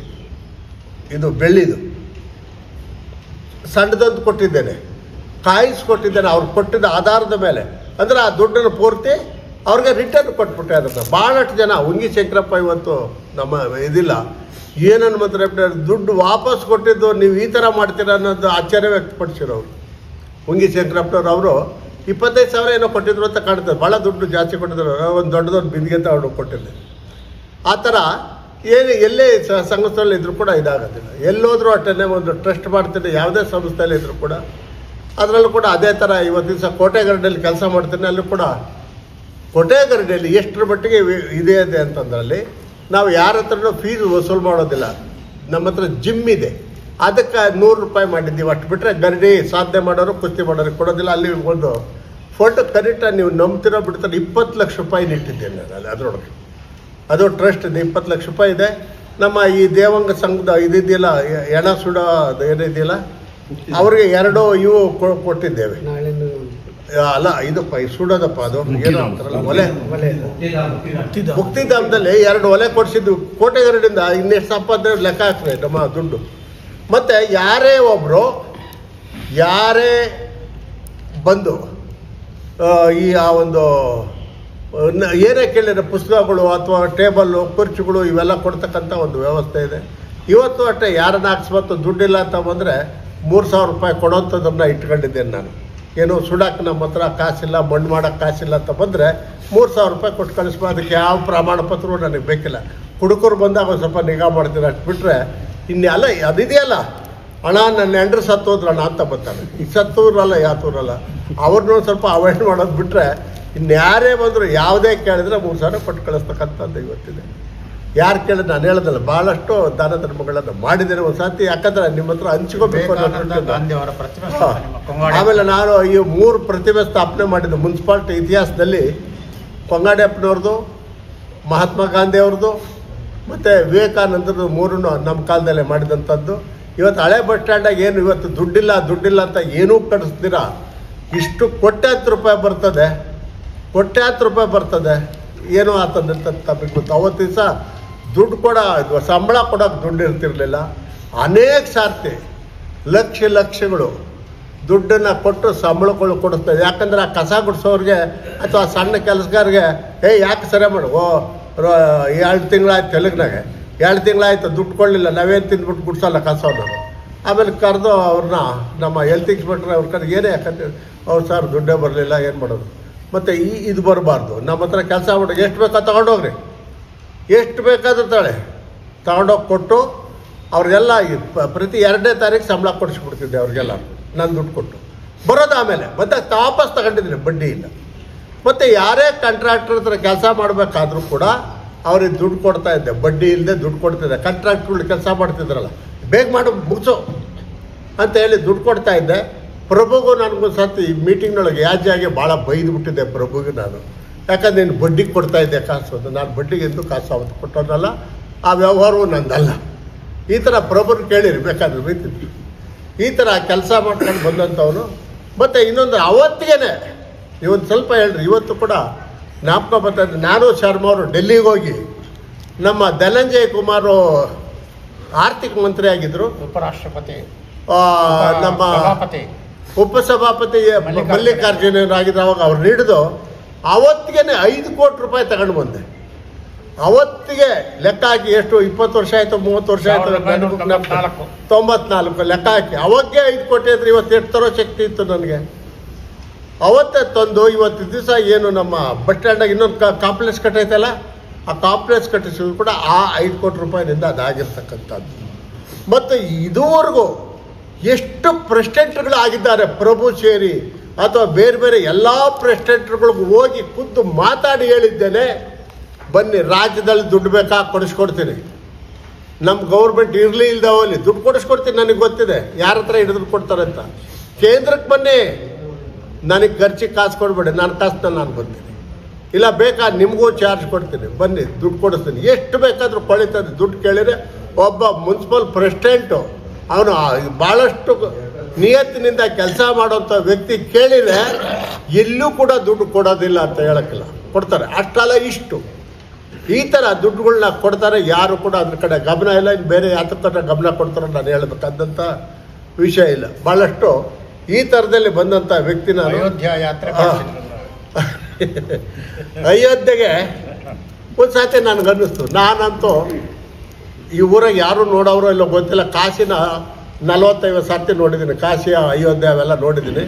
ಡೆಲ್ಲಿಗೆಲ್ಲ ಹೋದಾಗೆಲ್ಲ ಬನ್ನಿ, ಡೆಲ್ಲಿಗೆಲ್ಲ ಹೋದಾಗೆಲ್ಲ ಅನೇಕ ಸರ್ತಿ ಯಾರ ಜೊತೆಗೆ ಬಂದಿರೋರ ಕಡೆ ಇದು ಒಂದು ಸರ್ತಿ 200 ಜನ ಕರ್ಕೊಂಡೋಗಿದ್ದೆ ಈ ನೇಕಾರನ್ನೆಲ್ಲ. ಒಂದು ಸರ್ತಿ ಫ್ಲೈಟ್ನಾಗ ಯಾವುದೋ ಒಂದು ತುರ್ತು ಬಂದಾಗ ಅನಂತಕುಮಾರ್ ಅವರೊಂದು ಡಿನ್ನರ್ ಕೊಟ್ಟರು. ಇವತ್ತು ಯಾವುದೇ ರಾಯಭಾರಿಗಳಿಗೆ ಕೊಡ್ತಕ್ಕಂಥ ಏನೋ ಅಂತಿರಲ್ಲ, ಅದನ್ನು ಬೆಲೆ ಕೊಟ್ಟು ಅಷ್ಟು ಬೆಲೆ ಕೊಟ್ಟು ಅವ್ರಿಗೆಲ್ಲರಿಗೂ ಕೂಡ ಸನ್ಮಾನಗಳು ಮಾಡಿ ನಾವು ಹೋಗಿದ್ದ ಕೆಲಸ ಮಾಡಿಸ್ಕೊಟ್ರು. ಅನಂತಕುಮಾರ್ ಸ್ವರ್ಗವಾದಲ್ಲಿದ್ದರೆ ಭಾಳ ಒಳ್ಳೆಯ ಸ್ನೇಹ ಅವ್ರಿಗೂ ನನಗೂ ಮಾಡಿದಂಥದ್ದು ಜ್ಞಾಪಕ.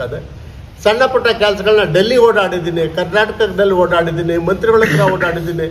ಬರೀ ಸೀಮೆಣ್ಣೆ ಇಲ್ಲ ಅಂತ ಹಿಂಸೆ ಬೀಳ್ತಾಯಿದ್ರು. ಗಲಾಟೆಗಳು ಇಲ್ಲಿಂದ ಜಾಥಾ ಮಾಡಿಸಿ ನಡ್ಕೊಂಡೋಗಿ ವಿಧಾನಸೌಧ ಹತ್ರ ಇದ್ದಂಥ ಸಹಕಾರ ಭವನ ಹತ್ರ ಒಂದು ಅವ್ರ ಆಫೀಸ್ ಇತ್ತು, ಅಲ್ಲಿ ಚಳುವಳಿ ಮಾಡಿದ್ವಿ.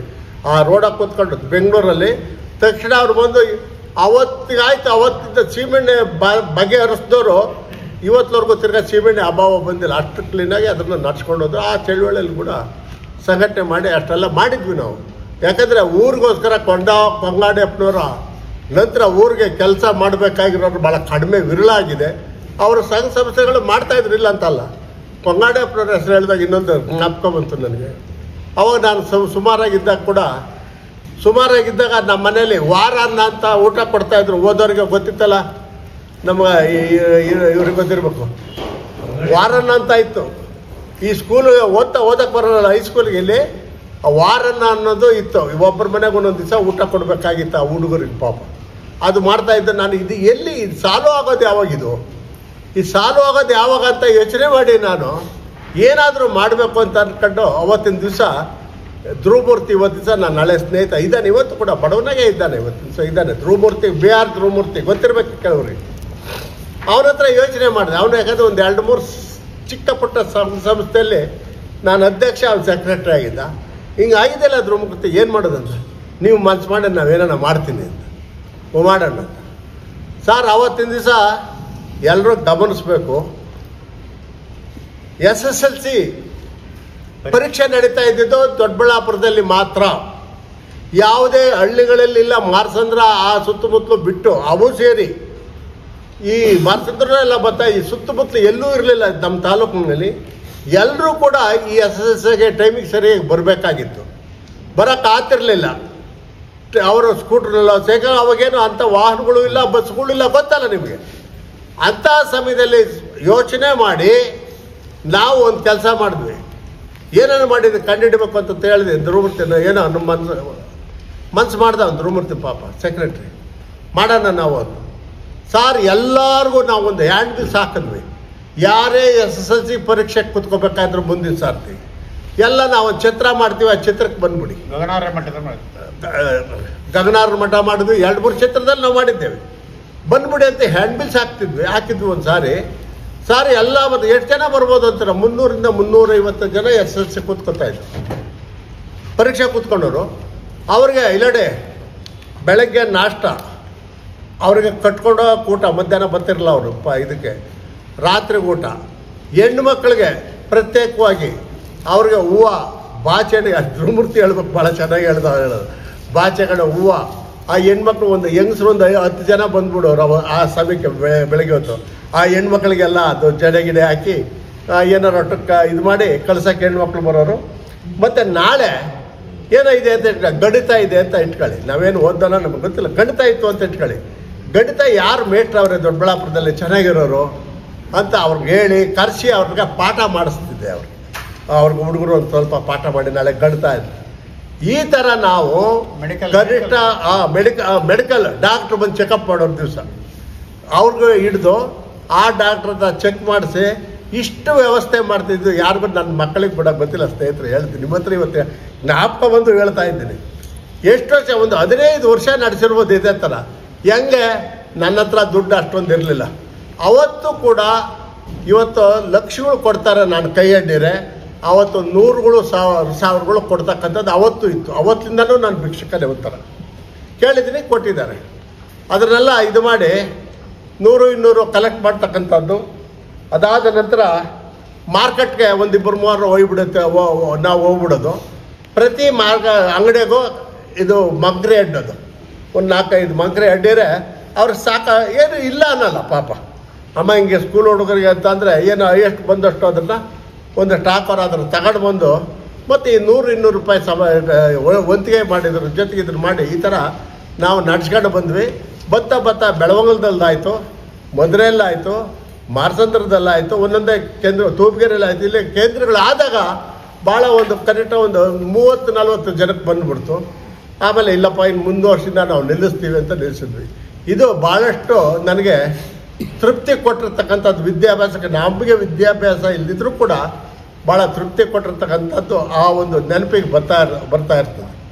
ಮತ್ತು ಇನ್ನೊಂದು ಅಂತಂದ್ರೆ ಸಾಧಾರಣವಾಗಿ ಇವತ್ತಿನ ದಿವಸ ಇವಾಗೂ ಅನ್ನಿಸ್ತದೆ, ಇವಾಗ ಯಾರಿಗೇ ಆಗಲಿ ಒಂದು ಸ್ವಲ್ಪ ನಾನು ಭಾಳ ಬಡತಿಂದ ಬಂದೊಂದು ಹೇಳಿದ್ದೀನಲ್ವ, ಯಾವುದೇ ಮಕ್ಕಳದು ತೊಂದರೆ ಇಲ್ಲ, ಏನಿಲ್ಲ. 25 ವರ್ಷದ ಮುಂಚೆನೇ ನಾನು ನಮ್ಮ ಮಕ್ಕಳಿಗೆ ಭಾಗ ಕೊಟ್ಬಿಟ್ಟಿದ್ದೇನೆ. ನಿಮಗೆ ಗೊತ್ತಿರಲಿ, ಎಲ್ಲ ಜೊತೆಯೊಳಗಿದ್ದಂಗೆ ಕಾಣುತ್ತೆ, ಕೊಟ್ಬಿಟ್ಟಿದ್ದೀನಿ. ನನ್ನ ಸಂಪಾದನೆ ಇವತ್ತು ಸಂಪಾದನೆ ಮಾಡ್ತೀನಿ. ಯಾರು ಏನೂ ತಪ್ಪು ತಿಳ್ಕೊಳ್ಳೋದು ಬೇಡ. ಬೇರೆ ರೀತಿಯಲ್ಲಿ ಸಂಪಾದನೆ ಮಾಡಿದೆ. ಇವತ್ತು ಕೂಡ ಆ ಕೆಪಾಸಿಟಿ ಇದೆ ನನಗೆ, ಸಂಪಾದನೆ ಮಾಡ್ಕೊಳ್ಳೋ ತಾಕತ್ತಿದೆ. ಇವತ್ತು ಸಂಪಾದನೆ ಮಾಡಿ ಸೈಟ್ ಬಿಸ್ನೆಸ್ ಮಾಡ್ತೀನಿ, ಸಾಧಾರಣ ಯಾವುದರ ವ್ಯವಹಾರಗಳು ಮಾಡ್ತೀನಿ. ಭಗವಂತ ನನಗೆ ಒಂದು ಕೇಳಿದ್ರೆ 2 ಕೊಡ್ತಾನೆ, ನನಗೆ ಇಲ್ಲ ಅಂತ ನಾನು ಹೇಳೋದಿಲ್ಲ. ಇದರಿಂದನೇ ಇಷ್ಟೊಂದು ಬರ್ತಕ್ಕಂಥದ್ದು. ಆದರೆ ಈ ಥರ ಒಳ್ಳೊಳ್ಳೆ ಯೋಚನೆಗೆ ಎಲ್ಲ ಇದರಲ್ಲೂ ಕೂಡ ಇವತ್ತು ನಗರಸಭಾ ಸದಸ್ಯರಾಗಿ, ಅಧ್ಯಕ್ಷರಾಗಿ, ಸೆಕ್ರೆಟರಿ ಆಗಿ, BJP ರಾಜ್ಯ ಸೆಕ್ರೆಟರಿ ಆಗಿ ಭಾಳ ಇನ್ನೂ ಮುಂದಕ್ಕೆ ತಗೊಂಡೋಗೋರು ನನ್ನದಾಗಲ್ಲ ಅಂದೆ. ಇವತ್ತು ಲಯನ್ಸ್ ಕ್ಲಬ್ನಲ್ಲೂ ಅಷ್ಟನ್ನು ಕೇಳಿ ಬೇಕಾದರೆ, ನಾನು ಅವತ್ತಿಂದ 53 ವರ್ಷದಿಂದ ಯಾವುದಕ್ಕೆ ಬೇಕಾದರೂ ಮುಂದಕ್ಕೆ ಹೋಗ್ಬೋದು, ನಾನು ಬರೋಲ್ಲ. ದೊಡ್ಡಬಳ್ಳಾಪುರದಲ್ಲಿ ಇರೋರಿಗೆ ಸೇವೆ ಮಾಡ್ಕೊಂಡಿರ್ತೀವಿ, ನಾವು ಬರೋಲ್ಲ, ನೀವು ಯಾರನ್ನು ಹೋಗಿ ಸಪೋರ್ಟ್ ಮಾಡ್ತೀವಿ ಅಂತೀವಿ ಹೊರತು ಯಾವುದಕ್ಕೆ ನನಗೆ ಅದರೊಳಗೆ ಇಂಟ್ರೆಸ್ಟ್ ಇಲ್ಲ ಅಂತಲ್ಲ, ಪುರ್ಸತ್ತು ಕೂಡ ಇರಬೇಕಲ್ವಾ. ಈ ಥರ ಮತ್ತು ತೋಟದಲ್ಲಿ ಒಳ್ಳೆ ಅನುಭವ ಇದೆ, ನೇಕಾರಿಕೆ ಒಳಗೆ ಅನುಭವ ಇದೆ. ಈ ಕಷ್ಟ ಸುಖಗಳೆಲ್ಲ ಕರೆಕ್ಟ ನಿಮ್ಮ ಮುಂದೆ ಹಂಚ್ಕೊಂಡೆ ನಾನು. ಜ್ಞಾಪಕ ಇನ್ನೂ ಬೇಕಾದಷ್ಟು ಇದ್ದಾವೆ, ಆದರೂ ಕೂಡ ನೆನಪಿಗೆ ಬಂದಷ್ಟು ಹೇಳಿದ್ದೀನಿ. ಒಂದು ಸರ್ತಿ ನಾನು ಹೇಳ್ಕೋಬೇಕು ನಿಮ್ಮ ಮುಂದೆ ಅಂತ ಅನಿಸಿತ್ತು. ನಮ್ಮ ನಟರಾಜನ ನಮ್ಮ ಶರ್ಮಾರ ಕೇಳಿದೆ, ಸರ್ ಈ ಥರ ನಾನು ಮಾಡೋದಿದ್ದ ಇಷ್ಟಿದೆಯಾ, ನೀವು ನಮಗೆ ಗೊತ್ತಿಲ್ಲ ಅಂತಕ್ಕಂಥದ್ದು. ಅದರಿಂದ ಇದನ್ನು ನಿಮ್ಮ ಹತ್ರ ಒಂದು ಸರ್ತಿ ಹೇಳ್ಕೊಂಡು ಮನ. ಯಾಕಂದರೆ ಭಾಳಷ್ಟು ಜನ ಏನೇನೋ ಅನ್ಕೋತಾರೆ. ಒಂದು ದುಃಖ ಇದೆ ನಿಮ್ಮ ಹತ್ರ ಹೇಳ್ಕೊತೀನಿ. ಒಂದೇ ಒಂದು ದೊಡ್ಡಬಳ್ಳಾಪುರದ 31 ಜನ ಸೇರಿ ನಾನು ಕೌನ್ಸಿಲಲ್ಲಿ ಇಲ್ದಾಗ 31 ಜನ ಸಪೋರ್ಟ್ ಮಾಡಿ ಪಾರ್ಕಿಗೆ ಹೆಸರಿಕ್ಬೇಕು ಅಂತ ಕೊಟ್ಟರು. ಜಿಲ್ಲಾ ಆರ್ಡ್ರ್ ಕೊಟ್ಟರು, ಎಲ್ಲ ಆರ್ಡ್ರ್ ಕೊಟ್ಟರು. ಕೊನೆಗೆ ಚಳುವಳಿಗಳು ಇಕ್ಕಬಾರ್ದು ಅವನ ಹೆಸರು ಅಂತ ಹೇಳಿ ಚಳುವಳಿಗಳು ಮಾಡಿಗಳು ಸಪೋರ್ಟ್ ಮಾಡಿಸಿ ಅದನ್ನು ಸ್ಟೇ ತಗೊಂಬಂದರು. ಅದು ಹೋಯ್ತು. ಇವತ್ತು ದಿವಸ ಅದನ್ನು ಬಿಡ್ತಾ ಇಲ್ಲ. ಇದೊಂದು ದುಃಖ ನನಗಿದ್ದೇ ಅದು. ಯಾಕಂದರೆ ಇವತ್ತು ದೊಡ್ಡಬಳ್ಳಾಪುರದಲ್ಲಿ ಯಾರ್ಯಾರ್ದೋ ಇಟ್ಟಿದ್ದೀವಿ ನಾವು ಮಹಾನುಭಾವ್ರನ್ನ. ಇಲ್ಲ ಅಂತ ಅವ್ರೇನು ಕೆಲಸ ಮಾಡಲಿಲ್ಲ ಅಂತ ಹೇಳಲ್ಲ ನಾನು, ಮಾಡಿದ್ದಾರೆ.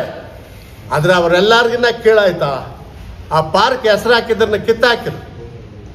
ಇವತ್ತು ದಿವಸ ಡಯಾಲಿಸಿಸ್ ಆಗ್ಬೋದು ಅಥವಾ ಅನೇಕ ಸಾಮಾಜಿಕ ಕೆಲಸದಲ್ಲಿ ಇವತ್ತು ಓಡಾಡ್ತೀವಲ್ಲ, ಅದೊಂದು ನೋವು ಹೊರಗಿದ್ದೆ. ಆದರೆ ನಾನೇನು ಕೇಳೋದಿಲ್ಲ ಅದನ್ನು. ನಮ್ಮ ಹೆಸರಿಡಪ್ಪ ಅಂತ ನಮಗೆ ಕೇಳಿಲ್ಲ. ನನಗೆ ಗೊತ್ತದೆ ಯಾವ ಥರ ತಗೋಬೇಕು, ಯಾವ ಥರ ನನಗೆ ಹೆಸರು ತಗೋಬೇಕು ಗೊತ್ತಿದೆ. ಆ ಪುಣ್ಯದ ಕೆಲಸ ಮಾಡಿದ್ರೆ ಅದಷ್ಟು ಕತೆ ಬರ್ತದೆ. ಸುಮ್ಮನೆ ಹೇಳ್ತಾರಲ್ಲ, ಈ ಕೊಚ್ಚೆ ಒಳಗೆ ಒದ್ದಾಡಿರೆ ಕರೆಕ್ಟಾಗಿ ಕೊಚ್ಚೆ ಮೆತ್ಕೊತದೆ. ಈ ಗಂಧದ ಪುಡಿ ಒಳಗೆ ಒದ್ದಾಡಿರೆ ಗಮ್ಮಂತ, ಮೈಯೆಲ್ಲ ಗಮ್ಮಂತ. ಆ ಥರ ಗಮಲಿನ ಸುವಾಸನೆ ಒಳಗೆ ಒದ್ದಾಡೋಕ್ಕೆ ನನಗೆ ಇಂಟ್ರೆಸ್ಟೇ ಹೊರತು ಆ ಥರ ಇಲ್ಲ. ಅದು ಭಾಳ ಒಂದೊಂದು ಸರ್ತಿ ನೆನೆಸ್ಕೊಂಡಾಗ ಏನು ಹಿಂಗೆ ಆಯ್ತಲ್ಲ, ಇಷ್ಟು ಕೆಲಸ ಮಾಡಿದ್ದೀನಿ ಊರಿಗೆ, ಇದು ಆಗಲಿಲ್ವಲ್ಲ ಅಂತ ಯೋಚನೆ ಆಗಿದೆ. ಆದರೆ ಇಷ್ಟನ್ನು ನಿಮ್ಮ ಮುಂದೆ ಇವತ್ತು ದಿವಸ ನಾನೆಂದೂ ಕೂಡ ನಿಮ್ಮ ಹತ್ರ ಇವೆಲ್ಲ ಹೇಳ್ಕೊಂಡನಲ್ಲ. ಈ ಥರ ರಾಜಕೀಯವಾಗಿ ಅನಂತಕುಮಾರ್ ಮತ್ತು ನಮ್ಮ ಸಂತೋಷ್ ಅಂತ ಇದ್ದಾರೆ ಅವರು, ಮತ್ತು ಇನ್ನೊಂದಂದ್ರೆ ವಾಜಪೇಯಿ ಇರ್ಬೋದು, ಅದ್ವಾನಿ ಇರ್ಬೋದು, ಮುರಳಿ ಮನೋಹರ್ ಜೋಶಿ ಇರ್ಬೋದು, ಇವರೆಲ್ಲರೂ ಕೂಡ ನಮ್ಮ ಮನೆಗೆ ಮುಂದೆ ಊಟ ಮಾಡಿದ್ರು. ವೆಂಕಯ್ಯ ನಾಯ್ಡು ಅಂತ 4 ಸರ್ತಿ ಬಂದು ಇಲ್ಲೇ ಮನೆಗೆ ಸ್ನಾನ ಮಾಡ್ಕೊಂಡು ಹೋಗಿದ್ದಾರೆ. ವೆಂಕಯ್ಯ ನಾಯ್ಡು ಭಾಳ ಸ್ನೇಹಿತರು ನನಗೆ, ಉಪರಾಷ್ಟ್ರಪತಿಗಳಾಗಿದ್ರಲ್ಲ. ಒಂದೇ ಮಾತಿ ಅವ್ರನ್ನ ಭೇಟಿ ಮಾಡಿದ್ರು, ಅದು ಕೂಡ ಅವ್ರನ್ನ ಭೇಟಿ ಮಾಡಿದ್ದೆ ನಾನು ಭಾಳಷ್ಟು ಸರ್ತಿ. ಅವರು ಕೂಡ ಸ್ನೇಹಿತರು ನನಗೆ. ಅನಂತಕುಮಾರ್ ಇದ್ದರು, ಮತ್ತು ರಾಜ್ಯ ನಾಯಕರೆಲ್ಲ ಬಂದು ನಮ್ಮ ಮನೆಗೆ ಬಂದು ಹೋಗಿದ್ದಾರೆ ಅಂತ ಒಂದು ಹೆಸರಿದೆ. ಮತ್ತು ನಾನು ಪುಣ್ಯ ಅಂತಂದರೆ ಈ ಶ್ರೀಕಂಠದತ್ತ ಒಡೆಯರ್ ಇದ್ರಲ್ಲ, ಅವರು ಕೂಡ ಬಂದು ನಮ್ಮ ಮನೆಗೆ ಊಟ ಮಾಡಿದ್ರು. ಅದೊಂದು ಹೇಳ್ಕೊತಾ ಇರ್ತೀನಿ ಯಾರ್ಕಂಡ ಯಾವಾಗನ, ಹೇಳ್ತಿಗಡೆ ಮಹಾರಾಜರು ಬಂದು ನಮ್ಮ ಮನೆಗೆ ಊಟ ಮಾಡೋರು ಗೊತ್ತೋ ಅಂತೀನಿ. ಆ ತರಹ ಏನೋ ನನ್ನ ಅದೃಷ್ಟ ಇಷ್ಟು ಎಲ್ಲಿಂದ ಬಂತು. ತುರ್ತು ಪರಿಸ್ಥಿತಿ ಒಳಗೆ ಸಾಧಾರಣ ಭಾಳ ಹೋರಾಟ ಮಾಡಿದ ನಾನೇ ಅಧ್ಯಕ್ಷ ಇದೆ, ನಗರಾಧ್ಯಕ್ಷ ನಾನೇ ಇದ್ದೆ. ಅವರು ಭಾಳಷ್ಟು ಜನನ ಇಡೀ ಕರ್ನಾಟಕದಲ್ಲಿ ದೊಡ್ಡಬಳ್ಳಾಪುರದಲ್ಲಿ ಹೋದಷ್ಟು ಜೈಲಿಗೆ ಜನ ಯಾವುದೇ ತಾಲೂಕು ಕೇಂದ್ರಗಳಲ್ಲಿ ಹೋಗಿಲ್ಲ. 250 ಜನ ನಾವು ಹೋಗಿದ್ದು.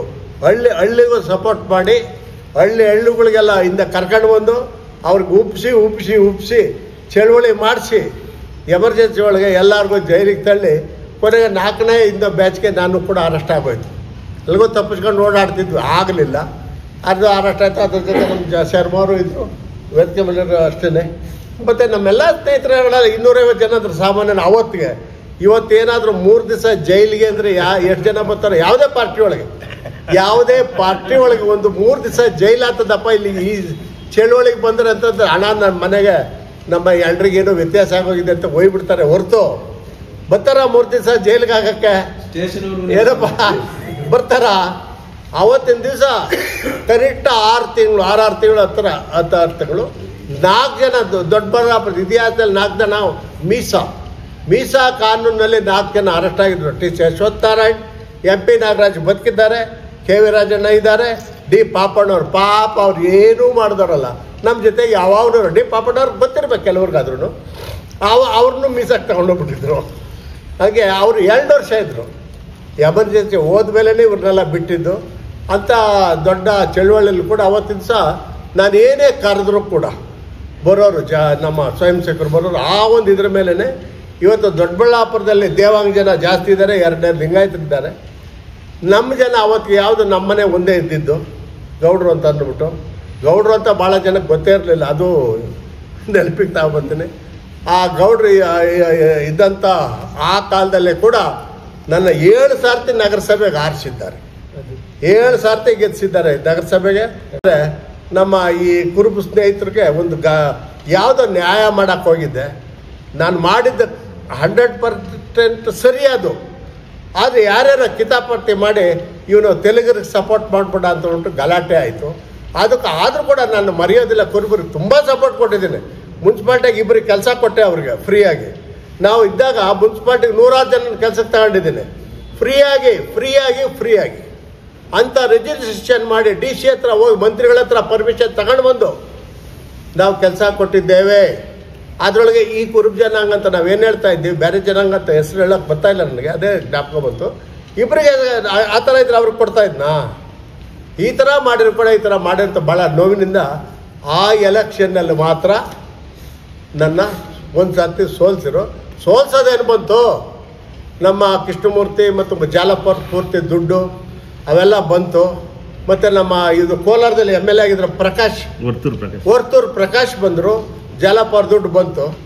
ನನಗೆ 3 ದಿವಸ ಇದ್ದಂಗೆ ಗೊತ್ತಾಗೋಯ್ತು ಇನ್ನು ಆಗೋದಿಲ್ಲ. ಇನ್ನು ಇವರೆಲ್ಲ ಆದಮೇಲೆ ಆ ಜನಾಂಗನೇ ಜಾಸ್ತಿ ಇದ್ದ ಆ ವಾರ್ಡಲ್ಲಿ. ಆ ವಾರ್ಡ್ ಇನ್ನು ಆಗೋದಿಲ್ಲ ಅಂತ ಹೇಳಿ ಕ್ಲೀನಾಗಿ ಒಂದು ಪೈಸಾ ಖರ್ಚು ಮಾಡಲಿಲ್ಲ. ಮನೆ ಮಲಕ್ಕೆ ಸೋತ. ಯಾಕಂದ್ರೆ ಇನ್ನು ಇವರೆಲ್ಲ ಒಂದಾದ್ರಿಂದ ಉಳಿತೇವೆ. ನೀನು ನಮ್ಮ ಓಟಿಲ್ಲ, ನಮ್ಮ ಜನಾಂಗದ ಒಂದು ಓಟಿಲ್ಲ, ಇನ್ನು ಎಲ್ಲ ಅವರೇ ಇರೋದು. ಇನ್ನು ಇವರೆಲ್ಲ ಮೇಲೆ ಬಿದ್ದು ಸೋಲಿಸ್ಲೇಬೇಕು ಅಂತ ಹಾಕಿದ್ದು. ಒಬ್ಬ ನನ್ನ ಸ್ನೇಹಿತ ಒಬ್ಬರು, ಅವನು ಹುಡುಗನ ಹೆಸರೇನೋ ಇದೆ, ಮೂರ್ತಿ ಭಾಳ ಒಳ್ಳೆ ಹುಡುಗ. ಪಾಪ ಬಲಂತ ಮಾಡಿ ಅವ್ನು ನಿಲ್ಲಿಸಿ ನಮ್ಮ ಕಾಂತರಾಜು ಇದ್ದರು. ನೋಡು ಹನುಮಂತರಾಯಪ್ಪನ ನೀನು ಸೋಲಿಸಿಬಿಟ್ರೆ ನೀವು ನಿಮ್ಮ ಜನಾಂಗದಲ್ಲಿ ಇದೊಂದು ಘೋಷಣೆ. ಕಾಂತಪ್ಪ ಭಾಳ ಒಳ್ಳೆ ಕೆಲಸ ಮಾಡಿ ಅವ್ರು ಬಿಡಿ. ಈ ಹನುಮಂತರಾಯಪ್ಪನ ಸೋಲಿಸ್ಬಿಟ್ರೆ ನೀವೆಲ್ಲ ಸೇರಿ ಆನೆ ಮೇಲೆ ಮೆರವಣಿಗೆ ಮಾಡಿಸ್ತೀನಿ ನಿಮ್ಮ ಕ್ಯಾಂಡಿಡೇಟ್ನ ಅಂದರು. ಅಂದ್ರೆ ಯಾರು ಹುಡುಗ ನರಸಿಂಹಮೂರ್ತಿ, ಅವ್ರಿಗೆ ಆನೆ ಮೇಲೆ ಮೆರವಣಿಗೆ ಮಾಡುತ್ತೀವಿ ಅಂತ ಅಂದರು. ಆನೆ ಮೇಲೂ ಇಲ್ಲ, ಅವ್ನು ಗೆದ್ದು ನಾನು ಸೋತಿದ್ದಂತೂ ಆಯಿತು. ನಮಗೆ ತಾವೇ ಸೋತರು ಏನು ಮನೆಗೆ ಇಲ್ಲ, ನಾವು ಮಾಡ್ಕೊಂಡು ಹೋಗ್ತಾ ಇದ್ದೀವಿ. ಆ ಹುಡುಗ ಇಲ್ಲೊಂದು ಗೊತ್ತಿಲ್ಲ, ಆನೆ ಮೇಲೂ ಇಲ್ಲ, ಇರುವೆ ಮೇಲೂ ಸ್ವಲ್ಪ ಏನು ಮಾಡಿಲ್ಲ, ಆಳಿದ್ದೆ ಆಯಿತು, ಸೋಲಿಸಿದ್ದಾಯ್ತು. ಇರಲಿ, ನನಗೇನು ಅದೇನಿಲ್ಲ. ಯಾಕಂದರೆ ಇಷ್ಟು ಸರ್ತಿ ಗೆದ್ದಿರೋನೇ ಭಾಳ ಆಶ್ಚರ್ಯ. ಇನ್ನು ಸೋತ್ರೇನಂತೆ ಅಂತ 3 ಸರ್ತಿ MLA ನಿಂತಿದ್ದು ಉಂಟು. 3 ಸರ್ತಿ ಕೂಡ ಭಾಳಷ್ಟು ಕಾಸುಗಳು ಖರ್ಚು ಮಾಡ್ಕೊಂಡು ಏನು ತೊಂದರೆ ಇಲ್ಲ. ಇದುವರೆಗೂ ನಿಮ್ಮ ಹತ್ರ ಹೇಳ್ತೀನಿ, ಯಾರ ಹತ್ರ 1 ಪೈಸಾ ಲಂಚಕ್ಕೆ ಕೈ ಇಡಲಿಲ್ಲ. ಇದು ನೀವು ನಂಬಬೇಕು. ನಂಬರ್ 1. ಎರಡನೇದು, ಇದುವರೆಗೂ ರಾಜಕೀಯಕ್ಕೋಸ್ಕರ ದುಡ್ಡು ಯಾರಾದರೂ ಕೊಡೋಕ್ಕೆ ಬಂದಿದ್ದು ತಗೊಂಡ್ಲಿಲ್ಲ. ನಾನು ವಾಪಸ್ ಕಳಿಸಿದ್ದೀನಿ. ಒಬ್ಬರ ಹತ್ರ 5,000 ರೂಪಾಯಿ ತಗೊಂಡಿದ್ದೀನಿ. ಡಾಕ್ಟರ್ ರಾಜಪ್ಪನವರು ನಾನೇ ನೀನು ತಗೊಂಡಿದ್ದೀರಿ ಅಂತ ನಮ್ಮ ಜಿಲ್ಲಾಧ್ಯಕ್ಷ, ತುಂಬ ಮಹಾನುಭಾವ ಒಳ್ಳೆಯವರು, ಜಿಲ್ಲಾಧ್ಯಕ್ಷರು ಡಾಕ್ಟರ್ ರಾಜಪ್ಪನವರು ಅಂತ, ಅವರು ಜೋಬ್ನಾಗೆ ಇಟ್ಬಿಟ್ಟು ನಾನು ಎಲೆಕ್ಷನ್ ನಿಂತಾಗ ವಾಪಸ್ ಕೊಡೋಕೆ ನನ್ನಾಣೆ ನೀನು ಚೆನ್ನಾಗಿರೋ ಡಾಕ್ಟರ್ ರಾಜಪ್ಪ ಅವರು ಅಂತ ಅಂದ್ಬಿಟ್ಟು ಜೋಬ್ನಾಗೆ. ಅದೊಂದು ಬಿಟ್ಟರೆ ಇನ್ನು ಉಳಿದವ್ರು ಯಾರೇ ಲಕ್ಷಗಳು ಕೊಡೋಕೆ ಬಂದರು ಇದು ಬಂದು. ನಾನು ಇವತ್ತು ಅಷ್ಟೇ ರಾಜಕಾರಣಿಗೆ ಹೇಳೋದಿಷ್ಟೇ, ದುಡ್ಡಿದ್ದರೆ ರಾಜಕಾರಣಕ್ಕೆ ಹೋಗ್ರಿ. ದುಡ್ಡಿಗೆ ಏನು ಹೇಳ್ತಾರೆ ಅವರು, ಅದು ಎಲ್ತತ್ತಿ ಹನುಮಂತರಾಯಪ್ಪ ಪುಕ್ಷಟೆ ಓಟ್ ಹಾಕ್ತಾರೆ. ಹಾಕಲ್ಲ. ನೀನು ಯಾಕೆ ನಿಂತ್ಕೊಂತೀಯ? ನಿನ್ನ ಹತ್ರ ದುಡ್ಡು ಅದ, ಸ್ವಂತ ದುಡ್ಡು ಅದ, ನಿಂತ್ಕೋ. ಇಲ್ಲಿ ತಿರ್ಗಾಬಿಟ್ಟು ಮನೆ ಬಿದ್ದಿರು ಅಂತೀನಿ ನಾನು. ಇದೇ ಮಾತು ಹೇಳ್ತೀನಿ, ಮನೆ ಬಿದ್ದಿರು ದುಡ್ಡಿರೋ ನಾವು ನಿಂತ್ಕೊತೀನಿ, ಅವನು ನನಗೆ ಗೆದ್ಕೊಳ್ಳಿ. ನೀನು ಯಾಕೆ ಹೋಗ್ತೀಯ? ಹೋಗೋದು ಅಲ್ಲಿ ಗೆದಿಯೋದು, ದುಡ್ಡು ಕೊಟ್ಟು ಗೆದಿಯೋದು, ಅಲ್ಲಿ 1000 ಖರ್ಚು ಮಾಡೋದು, 5 ಲಕ್ಷ ಹೊಡೆಯೋದು, ಇದಕ್ಕೆ ನೀವು ಹೋಗೋದಲ್ಲಿ? ಅದಕ್ಕೆ ಹೋಗ್ಲೇಬೇಡ್ರಿ ಅಂತಲೇ ಹೇಳೋದು. ಇವತ್ತು ಅದೇ ಪ್ರತಿಪಾದನೆ ಬಿ ಜೆ ಪಿಯಲ್ಲಿ ಕೂಡ ಅದೇ ಮಾತನ್ನೇ ನಾನು ಹೇಳ್ತೀನಿ. ಇವತ್ತು ಧೈರ್ಯವಾಗಿ ಅದನ್ನೇ ಹೇಳ್ತೀನಿ. ನಿಮ್ಮನ್ನು ಯಾರು ಎಲೆಕ್ಷನ್ಗೆ ನಿಂತ್ಕೊತ ಯಾರು ಹೇಳ್ತಾರೆ ನನಗೆ ಸೀಟ್ ಕೊಡ್ತಿದ್ರೆ ಪಾರ್ಟಿ ಬಿಟ್ಬಿಡ್ತೀನಿ ಅನ್ನೋ ಸಮಯ ಇದಲ್ವರಾ? ನಮಗೆ ಸೀಟ್ ಕೊಡ್ತಿದ್ರೆ ನಾನು ಬಿಟ್ಬಿಡು, ಕೌನ್ಸಿಲರ್ ಎಲೆಕ್ಷನ್ಗೆ ಅಂದುಬಿಡ್ತಾರೆ. ನನಗೆ ಸೀಟ್ ಕೊಡ್ತಿದ್ರೆ ಇದು ಬಿಟ್ಬಿಡ್ತೀನಿ ಅಂತಾರೆ. ಈ ಥರ ನಡ್ಸ್ಕೊಂಡು ಬಂದಿದ್ದೇವೆ. ದಯವಿಟ್ಟು ನನ್ನ ಏನೋ ಒಂದು ಸಾತಿ ನನ್ನ ಮನಸ್ಸಿನ ಭಾವನೆ ಹೇಳ್ಕೋಬೇಕು ಅಂತ ಅನ್ನಿಸ್ತು. ದಯವಿಟ್ಟು ಇವತ್ತು ಸಾಯಂಕಾಲ 4:15 ನಡೀತಕ್ಕಂಥ ಕಾರ್ಯಕ್ರಮ ಅರಮನೆ ಮೈದಾನದಲ್ಲಿ ಗೇಟ್ ನಂಬರ್ 4 ಕೆಂಪೇಗೌಡ ಪ್ರಶಸ್ತಿಯಲ್ಲಿ ನೀವೆಲ್ಲ ಭಾಗವಹಿಸಬೇಕು ಅಂತ ಕೇಳ್ತಾ, ಹಾಗೆಯೇ 29ನೇ ತಾರೀಕು 9:00 ಡಾಕ್ಟರ್ ಪಾರ್ಸಾರ್ಥಿ ಅವರು, ಅರಳಮಲ್ಲಿಗೆ ಅವರು, ಭಾಳ ಪ್ರಪಂಚದಾದಂಥ ಹೆಸರುವಾಸಿ, ಅವ್ರಿಗೆ ನನಗೆ ತುಂಬ ಸ್ನೇಹ ಇದೆ. ಅವರೇ ಪುಸ್ತಕ ಬಿಡುಗಡೆ ಮಾಡೋಕ್ಕೆ ಬರ್ತಾ ಇದ್ದಾರೆ. ಅದೇ ಆ ಕಾರ್ಯಕ್ರಮದಲ್ಲೂ ಕೂಡ ತಮ್ಮನ್ನೆಲ್ಲ ಬರಬೇಕು ಅಂತ ಕೇಳ್ಕೊಂತ, ಅವತ್ತು ಏನೋ ಮಾಡಿ ದುಡ್ಡು ಮಾಡಿ ಎಲೆಕ್ಷನ್ ನಿಂತ್ಕೊಳ್ಳೋ ಅಂತ ಇದೂ ಇಲ್ಲ. ಅದು ಕನಸ್ದಾಗ ಮನಸ್ತಾಗ ಕೂಡ ನಾನು ಅನ್ನಿಸ್ಲಿಲ್ಲ. ಅದು ಅವತ್ತು ಪಾರ್ಟಿ ಕಟ್ಟೋದಕ್ಕೋಸ್ಕರ MLA ನಿಂತಿದ್ದೇ ಹೊರತು ನಾನು ಗೆದಿಬೇಕು ಅಂತ ನಾನು ನಿಂತಿಲ್ಲ. ಬೇಡ ಅಂತ ವಾದ ಮಾಡಿ ಟಿಕೆಟ್ ಅವ್ರು ಕೊಟ್ಟರೆ ಓಡ್ ಬಂದ್ಬಿಟ್ಟಿದ್ದೆ. ರಾಷ್ಟ್ರಾಧ್ಯಕ್ಷರು ಜನ ಕೃಷ್ಣಮೂರ್ತಿ, ತಾವು ಹೆಸರು ಕೇಳಿರ್ಬೇಕು. ಜನ ಕೃಷ್ಣಮೂರ್ತಿ ಮಡ್ರಾಸ್ನವರು ರಾಷ್ಟ್ರ ಅಧ್ಯಕ್ಷರಾಗಿದ್ದರು. ಆ ಟಿಕೆಟ್ನ ಬೆಂಗಳೂರಾಗ ಬೇಡ ಅಂತ ಓಡ್ ಬಂದಿದ್ದಕ್ಕೆ ನನ್ನಿಂದ ಆಗಲ್ಲ ಸ್ವಾಮಿ, ಕಾಸೆಲ್ಲ ಹೋಯ್ತು, ನಂದು ಸಾಲುಗಳು ಮಾಡ್ಕೊಂಡಿದ್ದೀನಿ ಅಂತ ಓಡ್ ಬಂದಿದ್ದಕ್ಕೆ ಅವರೇ ಕಾರ್ ಮಾಡ್ಕೊಂಡು ಬಂದು ಮನೆಗೆ ನೀನೇ ನಿಂತ್ಕೋಬೇಕು, ನೀನು ಸೋಲ್ತೀಯ ಗೊತ್ತು ನನಗೆ, ಆದರೂ ಒಂದಷ್ಟು ಪೋಸ್ಟರ್ ಹಾಕ್ತೀಯ, ಒಂದಷ್ಟು BJP ಅಂತ ಪ್ರಚಾರ ಮಾಡ್ತೀಯ ನೀನು, ಅದಕ್ಕೋಸ್ಕರ ನೀನು ಕೊಡ್ತಾ ಇದ್ದೀವಿ, ನಿಂತ್ಕೊಳ್ಳೇಬೇಕು ಅಂತ ಹೇಳಿ ಕೊಟ್ಟು ಹೋಗಿದ್ದು. ಅದಕ್ಕೋಸ್ಕರ ನಿಂತ್ಕೊಂಡೆ ಹೊರತು ನಾನು ಗೆದಿಬೇಕು ಅಂತ MLA ಮೇಲೆ ಎಂದೂ ಆಸೆ ಇಲ್ಲ. ಆ ಕೊರಗು ನನಗಿಲ್ಲ. ಜನ ಸೋಲ್ಸಿರಲ್ಲ, ಅದು ಕೊರಗೇನಿಲ್ಲ. ಪಾರ್ಟಿ ಬೆಳೆದಿರಲಿಲ್ಲ. ನೆಕ್ಸ್ಟ್ ಈಗಿನ ಶಾಸಕರ ಬಗ್ಗೆ ಏನು ಹೇಳ್ತೀರಾ ಸರ್? ಸರ್, ನಮಗಂತೂ ತೃಪ್ತಿ ಇದೆ ಸರ್. ಇರೋದ್ರೊಳಗೆ ಚೆನ್ನಾಗಿ ಕೆಲಸ ಮಾಡ್ಕೊಂಡು ಹೋಗ್ತಾ ಇದ್ದಾರೆ. ಮತ್ತು ಇವತ್ತಿನ ಸಹ ವಿರೋಧ ಪಾರ್ಟಿ ಇರೋದ್ರಿಂದ ದುಡ್ಡುಗಳು ಅವ್ರ ಪಾರ್ಟಿಯವರಿಗೆ ಕಿತ್ಲಾಡ್ತಾವ್ರಲ್ಲ, ದುಡ್ಡುಗಳು ಕೊಡ್ತಾ ಇಲ್ಲ ಅಂತ. ಮತ್ತು ಅವ್ರಿಗೆ ಪಾರ್ಟಿಯವರಿಗೆ ಕಿತ್ಲಾಡ್ತಾ ಇರೋವಾಗ ನಮ್ಮ ಪಾರ್ಟಿ MLA ಎಲ್ಲಿ ಕೊಡ್ತಾರೆ? ಆದರೂ ಒಳ್ಳೆಯವರಿದ್ದಾರೆ. ಒಂದು ಸ್ವಲ್ಪ ದುಡ್ಡು ಗಿಡ್ಡು ಬಹುತ ಮಾಡ್ತಾ ಇದ್ದಾರೆ, ಅಷ್ಟೇ ಕೆಲಸ ಇಲ್ಲ ಅಂತಲ್ಲ. ಆದರೆ ಹೇಳ್ಕೊಂಡಂಥ ಕೆಲಸಗಳು ಆಗ್ತಾ ಇಲ್ಲ. ಅದನ್ನು ನಾವು ಒತ್ತಾಯ ಮಾಡಿ ನಾವು ಮಾಡಿಸೋದಕ್ಕೆ ಪ್ರಯತ್ನ ಪಡ್ತೀವಿ. ಭಾಳ ಚೆನ್ನಾಗಿ ನಮ್ಮ ಹತ್ರ ಚೆನ್ನಾಗಿದ್ದಾರೆ. ಶರ್ಮಾರು ಆಗಲಿ ನಾವಾಗಲಿ ಹಳಬರೇ ನಿಂತೀವಿ, ಏನು ಹೇಳಿರೋ ಕೇಳ್ತಾರೆ. ಮತ್ತು ಯಾವುದೇ ವಿಷಯಕ್ಕೂ ಅವರು ನಮಗೆ ಎದುರು ಹೇಳೋದಿಲ್ಲ. ಸರ್, ನೀವೊಂದು 50 ವರ್ಷ ದೊಡ್ಡಬಳ್ಳಾಪುರ ರಾಜಕೀಯ ನೋಡಿದ್ದೀರಾ. ಈ ಅವಧಿಯಲ್ಲಿ ಉತ್ತಮ ಶಾಸಕರು ದೊಡ್ಡಬಳ್ಳಾಪುರ ವ್ಯಾಪ್ತಿಯಲ್ಲಿ ಯಾರ ಹೆಸರು ಹೇಳ್ತೀರಾ ಸರ್? ಎಲ್ಲರೂ ಭಾಳ ಚೆನ್ನಾಗಿ ಕೆಲಸ ಮಾಡಿದ್ದಾರಪ್ಪ. ಅವ್ರು ಒಂದೇ ಹೇಳ್ತೀನಿ ಕೇಳಿ, ಒಂದೇ ಹೇಳ್ತೀನಿ ಅಲ್ಲ, ನಗಬೇಡಿ, ಒಂದೇ ಹೇಳ್ತೀನಿ. ಕೆಲವ್ರು ಜಾಸ್ತಿ ಮಾಡಿರ್ಬೋದು, ಕೆಲವ್ರು ಕಡಿಮೆ ಮಾಡಿರ್ಬೋದು. ಎಲ್ಲ ಸಮಯದಲ್ಲೂ ಕೂಡ ಒಂದಷ್ಟು ಕೆಲಸ ಆಗಿದೆ. ಎಲ್ಲರ ಇವಾಗ ಯಾರು ಜಾಲಪ್ಪನವರಿಂದ ಹಿಡಿದು RG ವೆಂಕಟಾಚಲದಿಂದ ಒಂದಷ್ಟು ಕೆಲಸ ಆಗಿದ್ದಾವೆ. ಜಾಸ್ತಿ ಅವರು ಏನೋ ಭಾಳಷ್ಟು. ಇವಾಗ ವಿಶ್ವನಾಥ್ ಇದ್ದಾನೆ, ನೀನು ಯಾವ ಪಾರ್ಟಿನಾನ ಇರಲಿ ಹೋಗಿ ತರೋಷ್ಟು ಕೆಪಾಸಿಟಿ ಅವ್ರಿಗೆ ತಂದು ಮಾಡಬೇಕು ಅಷ್ಟೇ. ಆದ್ದರಿಂದ ಯಾರು ನನಗೆ ಕಳಪೆ MLAಗಳು ಅಂತ ಯಾರೂ ಕಾಣಿಸಿಲ್ಲ. ಭಾಳಷ್ಟು ಇನ್ನೂ ಇವಾಗ ಜಾಲಪ್ಪನವ್ರು ಭಾಳ ಇನ್ನೂ ಮಾಡಬೇಕಾಯ್ತು. ದೊಡ್ಡಬಳ್ಳಾಪುರಕ್ಕೆ ಮಾಡಿದ್ದಾರೆ. ಅವ್ರು ಮಾಡಿರೋದು ಸಾಲದು ಅನ್ನಿಸ್ತದೆ ಅಷ್ಟೇ. ಮಾಡಿರೋದು ಅವ್ರು ಮಂತ್ರಿಯಾಗಿ ಅಷ್ಟೆಲ್ಲ ಜೋರಾಗಿದ್ದಂಥವ್ರು ಮಾಡ್ಬೋದಾಗಿತ್ತು. ಇನ್ನು ಅವರೊಬ್ಬರ ಮೇಲೆ ಆಕ್ಷೇಪಣೆ ಇದೆ ನಂದು. ತಾಕತ್ತಿದ್ರು ಕೂಡ, ಯಾಕಂದರೆ ಮುಖ್ಯಮಂತ್ರಿ ಕ್ಯಾಂಡಿಡೇಟ್ ಅವರು, ಮುಖ್ಯಮಂತ್ರಿ ಆಗೋಂಥ ಕೆಪಾಸಿಟಿ ಇದೆ ಅಂತ ಮಾಡೋಕ್ಕಿತ್ತು. ಅದು ಅವರು ಬಂದು ನಾವೇನು ಹೇಳೋಕ್ಕಾಗಲ್ಲ. ಅವರೊಬ್ಬರನ್ನ ಒಂದು ಸ್ವಲ್ಪ ನಂದು ವಿರೋಧ ಇದೆ. ಮಾಡಬೇಕಾಗಿತ್ತು, ಅದು ಮಾಡಲಿಲ್ಲ ಅಂತಲ್ಲ, ಇನ್ನೂ ಮಾಡ್ಬೋದಾಗಿತ್ತು. ಕೋಲಾರದಲ್ಲಿ ಮಾಡಿದ್ದಾರೆ. ನಮ್ಮನ್ನು ರಾತ್ರಿ ಹೋಗಿದ್ವಲ್ಲ, ನಮ್ಮ ಜಾಲಪ್ಪ ಕಾಲೇಜು ಇಲ್ಲೆಲ್ಲ ಮಾಡಿದ್ದಾರೆ. ಊರಿಗೆ ದೊಡ್ಡ ಕಡಿಮೆ ಆಯಿತು ಅಂತ ಅನ್ನಿಸ್ತು. ಪಕ್ಷದ ಕಾರ್ಯಕರ್ತರಿಗೆ ನಾನು ಹೇಳ್ತೀನಿ, ಸಮಯ ಅನ್ನೋದು ಯಾರಿಗೂ ನನಗಿಲ್ಲ ಅಂತಕ್ಕಂಥದ್ದು ತಪ್ಪು. ಎಲ್ರಿಗೂ ಸಮಯ ಎಷ್ಟು ಸಾಧ್ಯವಾದ ಅಷ್ಟು ಕೆಲಸವನ್ನು ನಿಮ್ಮ ದುಡ್ಕೊಳ್ಳಿ, ಚೆನ್ನಾಗಿ ಸಂಪಾದನೆ ಮಾಡಿ, ದಾನ ಧರ್ಮ ಮಾಡಿ. ಸಮಯ ಇಲ್ಲ ಅಂತ ಯಾವುದಕ್ಕೂ ಹೇಳಬೇಡಿ ಅನ್ನೋದೇ ನನ್ನಿದು. ಯಾಕಂದರೆ ಸಮಯ ಇಲ್ಲ ಅಂತಕ್ಕಂಥದ್ದು ಭಾಳ ನನಗೆ ನಂಬಿಕೆ ಇಲ್ಲ. ಅದರೊಳಗೆ ಸಮಯ ಬೇಕಾದಷ್ಟಿದೆ. ಒಂದು ಕಾಫಿ ಕೆಲವ್ರು ನೋಡಿದ್ರೆ ಒಂದು ಹೋಟ್ಲ ಕೂತ್ಕೊಂಡು 4-5 ಕಾಫಿ ಕುಡಿತಾನೆ ಇರ್ತಾರೆ, ಗಂಟೆಗಳಾಗಿ ಕೂತಿರ್ತಾರೆ.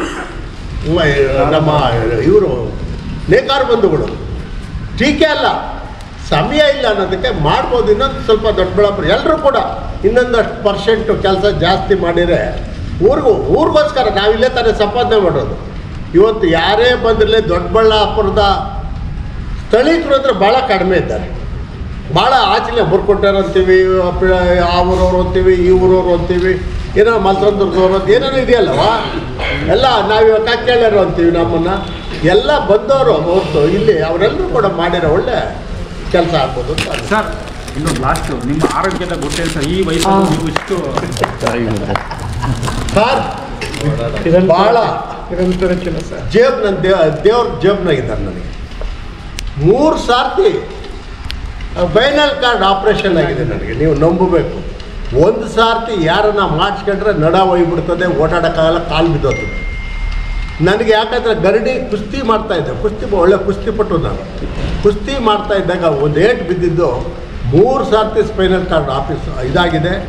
ಅದೊಂದು ನೋವಿಲ್ಲ, ಈ ಕಾಲುಗಳಲ್ಲಿ ಶಕ್ತಿ ತುಂಬ ಕಡಿಮೆ, ನರಗಳು ಕಟ್ಟಾಗವಲ್ಲ. ಆ ಆಪ್ರೇಷನ್ ಮಾಡೋ ಒಂದಷ್ಟು ನರಗಳು ಕಟ್ಟಾಗೋತವಲ್ಲ, ಸ್ವಾಧೀನ ಭಾಳಷ್ಟು ಕಡಿಮೆ. ಅದಕ್ಕೆ ಒಂದೊಂದು ಸರ್ತಿ ಮೆಟ್ಲೆತ್ತವಾಗ ಯಾರನ್ನ ಹಿಡ್ಕೊತೀನಿ, ನೋಡಿರ್ಬೇಕು ನೀವು. ಅದು ಬಿಟ್ಟರೆ ಉತ್ತಮವಾದ ಆಹಾರ ಸೇವನೆ ಮಾಡ್ತೀನಿ, ಭಾಳಷ್ಟು ಯಾವುದೇ ಕೆಟ್ಟ ಅಭ್ಯಾಸ ಇಲ್ಲ. ಟೈಮಿಗೆ ಸರಿಯಾಗಿ ಊಟ ಮಾಡಿ, ತಾವು ಅಷ್ಟೇ ಏನೋ ಅಂದ್ಕೊಂಡು ತಮಾಷೆ ಮಾಡಬೇಡಿ. ಊಟದಲ್ಲಿ ಮಾತ್ರ ಏನೋ ಒಂದಷ್ಟು ಭಗವಂತ ಕೊಟ್ಟಿದ್ದು ಟೈಮಿಗೆ ಸರಿಯಾಗಿ ತಿಂದರೆ, ಒಳ್ಳೆ ಯೋಚನೆ ಮಾಡಿ ಸಮಾಜ ಕೆಲಸ ನೀವು ಕೂಡ. ಯಾಕಂದರೆ ಪತ್ರಕರ್ತ ಮಿತ್ರ ಅಂತ ಸಾಮಾನ್ಯ ಏನು ಬೇಕಾದರೂ ಬದಲಾಯಿಸೋ ಶಕ್ತಿ ನಿಮಗಿದೆ. ಅದರಿಂದ ನೀವು ಒಂದು ಸ್ವಲ್ಪ ಆರೋಗ್ಯ ಕಾಪಾಡ್ಕೊಳ್ಳೋದು ಒಳ್ಳೆಯದು. ಮತ್ತು ಊಟ, ಎಣ್ಣೆ ಪದಾರ್ಥಗಳು ತಿನ್ರಪ್ಪ, ಬೋಂಡ ತಿನ್ಬೇಡ ಅಂತ ಯಾವನು ಹೇಳ್ತಾನೆ. ಎಷ್ಟೋ ಒಂದು ಸಾರ್ತಿಗೆ ಅಷ್ಟೇ.